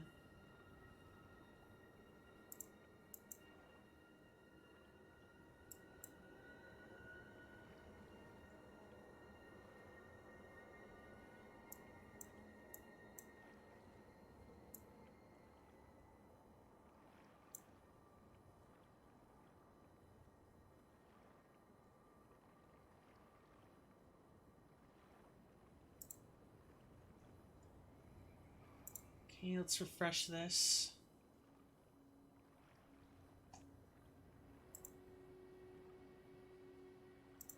I'm gonna have to get a different... I'll have to make a clip of this a different way, but I will make a clip of it. Promise. Got my word on it. It's just that right now the stream manager is bugging out. Big time. And I'm not sure why. Or it could be functional now. Thank you. I'll have to edit that. But, yeah, this should be moving. It should definitely be moving right now. Okay, enough about that. I've ambled for long enough. And given the time frame, I mentioned we were going to do this episode, but I guess I just got carried away with the river well. I do apologize about that. Happens sometimes. Make the best of a bad situation, right? So, next time, or I should say, at like 7, 8 p.m. Eastern Standard Time, I'll put an update on Twitter about this. And that's like the official word that you should go by. We're going to unlock or discover the Academy Gate Town. We're going to unlock all of its secrets and navigate all the way up to the Academy before we stop and do some cleanup. I will go ahead and put out a shout out to a streamer, but I will not be hosting them yet, as we're not ready to we're actually not ready to we're not ready to integrate with one of the other communities yet. So instead, I will give you guys a shout out to more Elden Ring content, the content that you love. There's a streamer, his name is Squillakilla. He is a Canadian streamer, I'm fairly sure. I don't know if he's still in Canada, but he is Canadian. He's very relaxed. He's a very relaxing streamer. He's doing a hitless run right now. It is the 0-hit run, all remembrances, best of 21 hits. 21 hits is the personal record. I'm sure he'll break that eventually. But yeah, go there if you want more content for the time being. We will resume at a scheduled time. If you guys like this content, I'm going to shill before I do the Dragonflight stuff. If you guys like this content and you haven't done so already, please leave me a follow. Lets me know that you like the content and I can keep doing it. Although, I love Elden Ring. I love it enough that I'm going to do it anyway. Still, never forget, your follows are a good indicator of other projects that I might work on, etc., etc., etc. Best ways to contact me are through Twitter. I also have a community Discord that I'm part of. All that's in the About Me section. Look for the red panel. There's only one red panel there. Click on that. Do all of the survey, welcome, or initiation processes that are there. Bingo, bango, bongo. You're good to go.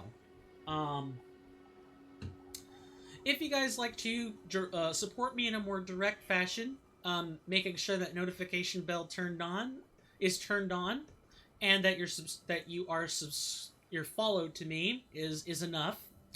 A subscription, such as a Tier 1 or a Twitch Prime, are always good methods of direct support. The direct support's never required. Your presence is more than enough. However, if you feel free to spend money on me, if you want to spend money on me, I do have links that pertain to this. In the About Me section, I have Coffee, I have Streamlab, or Stream Elements, I believe I have PayPal. I have quite a few methods for this. All your donations and hard-earned money go toward purchasing equipment and hardware upgrades for streams. Your money is never wasted here at CoinStamp. But of course, that's only if you have money to burn. And a lot of people don't have money to burn these days. Your support's more than enough. I sincerely want to thank everyone for coming out and supporting me. Really appreciate it. We've had good discussions. We've talked about a lot of interesting subjects today. I think it helps that I've made a list for these things. Before we depart, however, I do want to share this last little thing about Dragonflight, excuse me. It's gonna be in here, looking at pictures. And if we look at this, yep, this is what I was talking about, folks. Believe we can zoom in on this. I did take this courtesy of Icy Veins, but this is what the talent trees look like. No more 6 talents and that's it. It's a real talent tree. It harkens back to the old days. It really, really does. I'm super excited about this. One, because I like this sort of talent tree and I don't mind reading everything that's in it. There are 2 talent trees. 2. Because you've got one for the class, and you've got one for the specialization, which is just brilliant, cherry on top, delicious. 3, as someone who makes custom content for not Dungeons and Dragons, but someone who makes custom content for Pathfinder tabletops, these types of talent trees give me no end of ideas that I can use for upgrading or adding custom content for the tabletop. I think I said the same thing twice after spazzing on it, but I have a lot of Gundam style stuff. That's probably the best way of putting it. I have a lot of like tag in, tag out options for my tabletop, and those talent trees give me a lot of mechanical details to work with. So I'm excited for a number of reasons. I'm hoping that nothing goes wrong with the launch, although I'm sure there will be. But that's neither here nor there. Hope you guys came here for Elden Ring after all. I hope you guys will stick around for Elden Ring. I'll see you guys back in about 3 hours. Again, I'll put an ETA on it. And with that, I'm CoinStamp. This has been another episode of Elden Ring Reforged. And with that, I will see you guys next time. Take care, and bye-bye.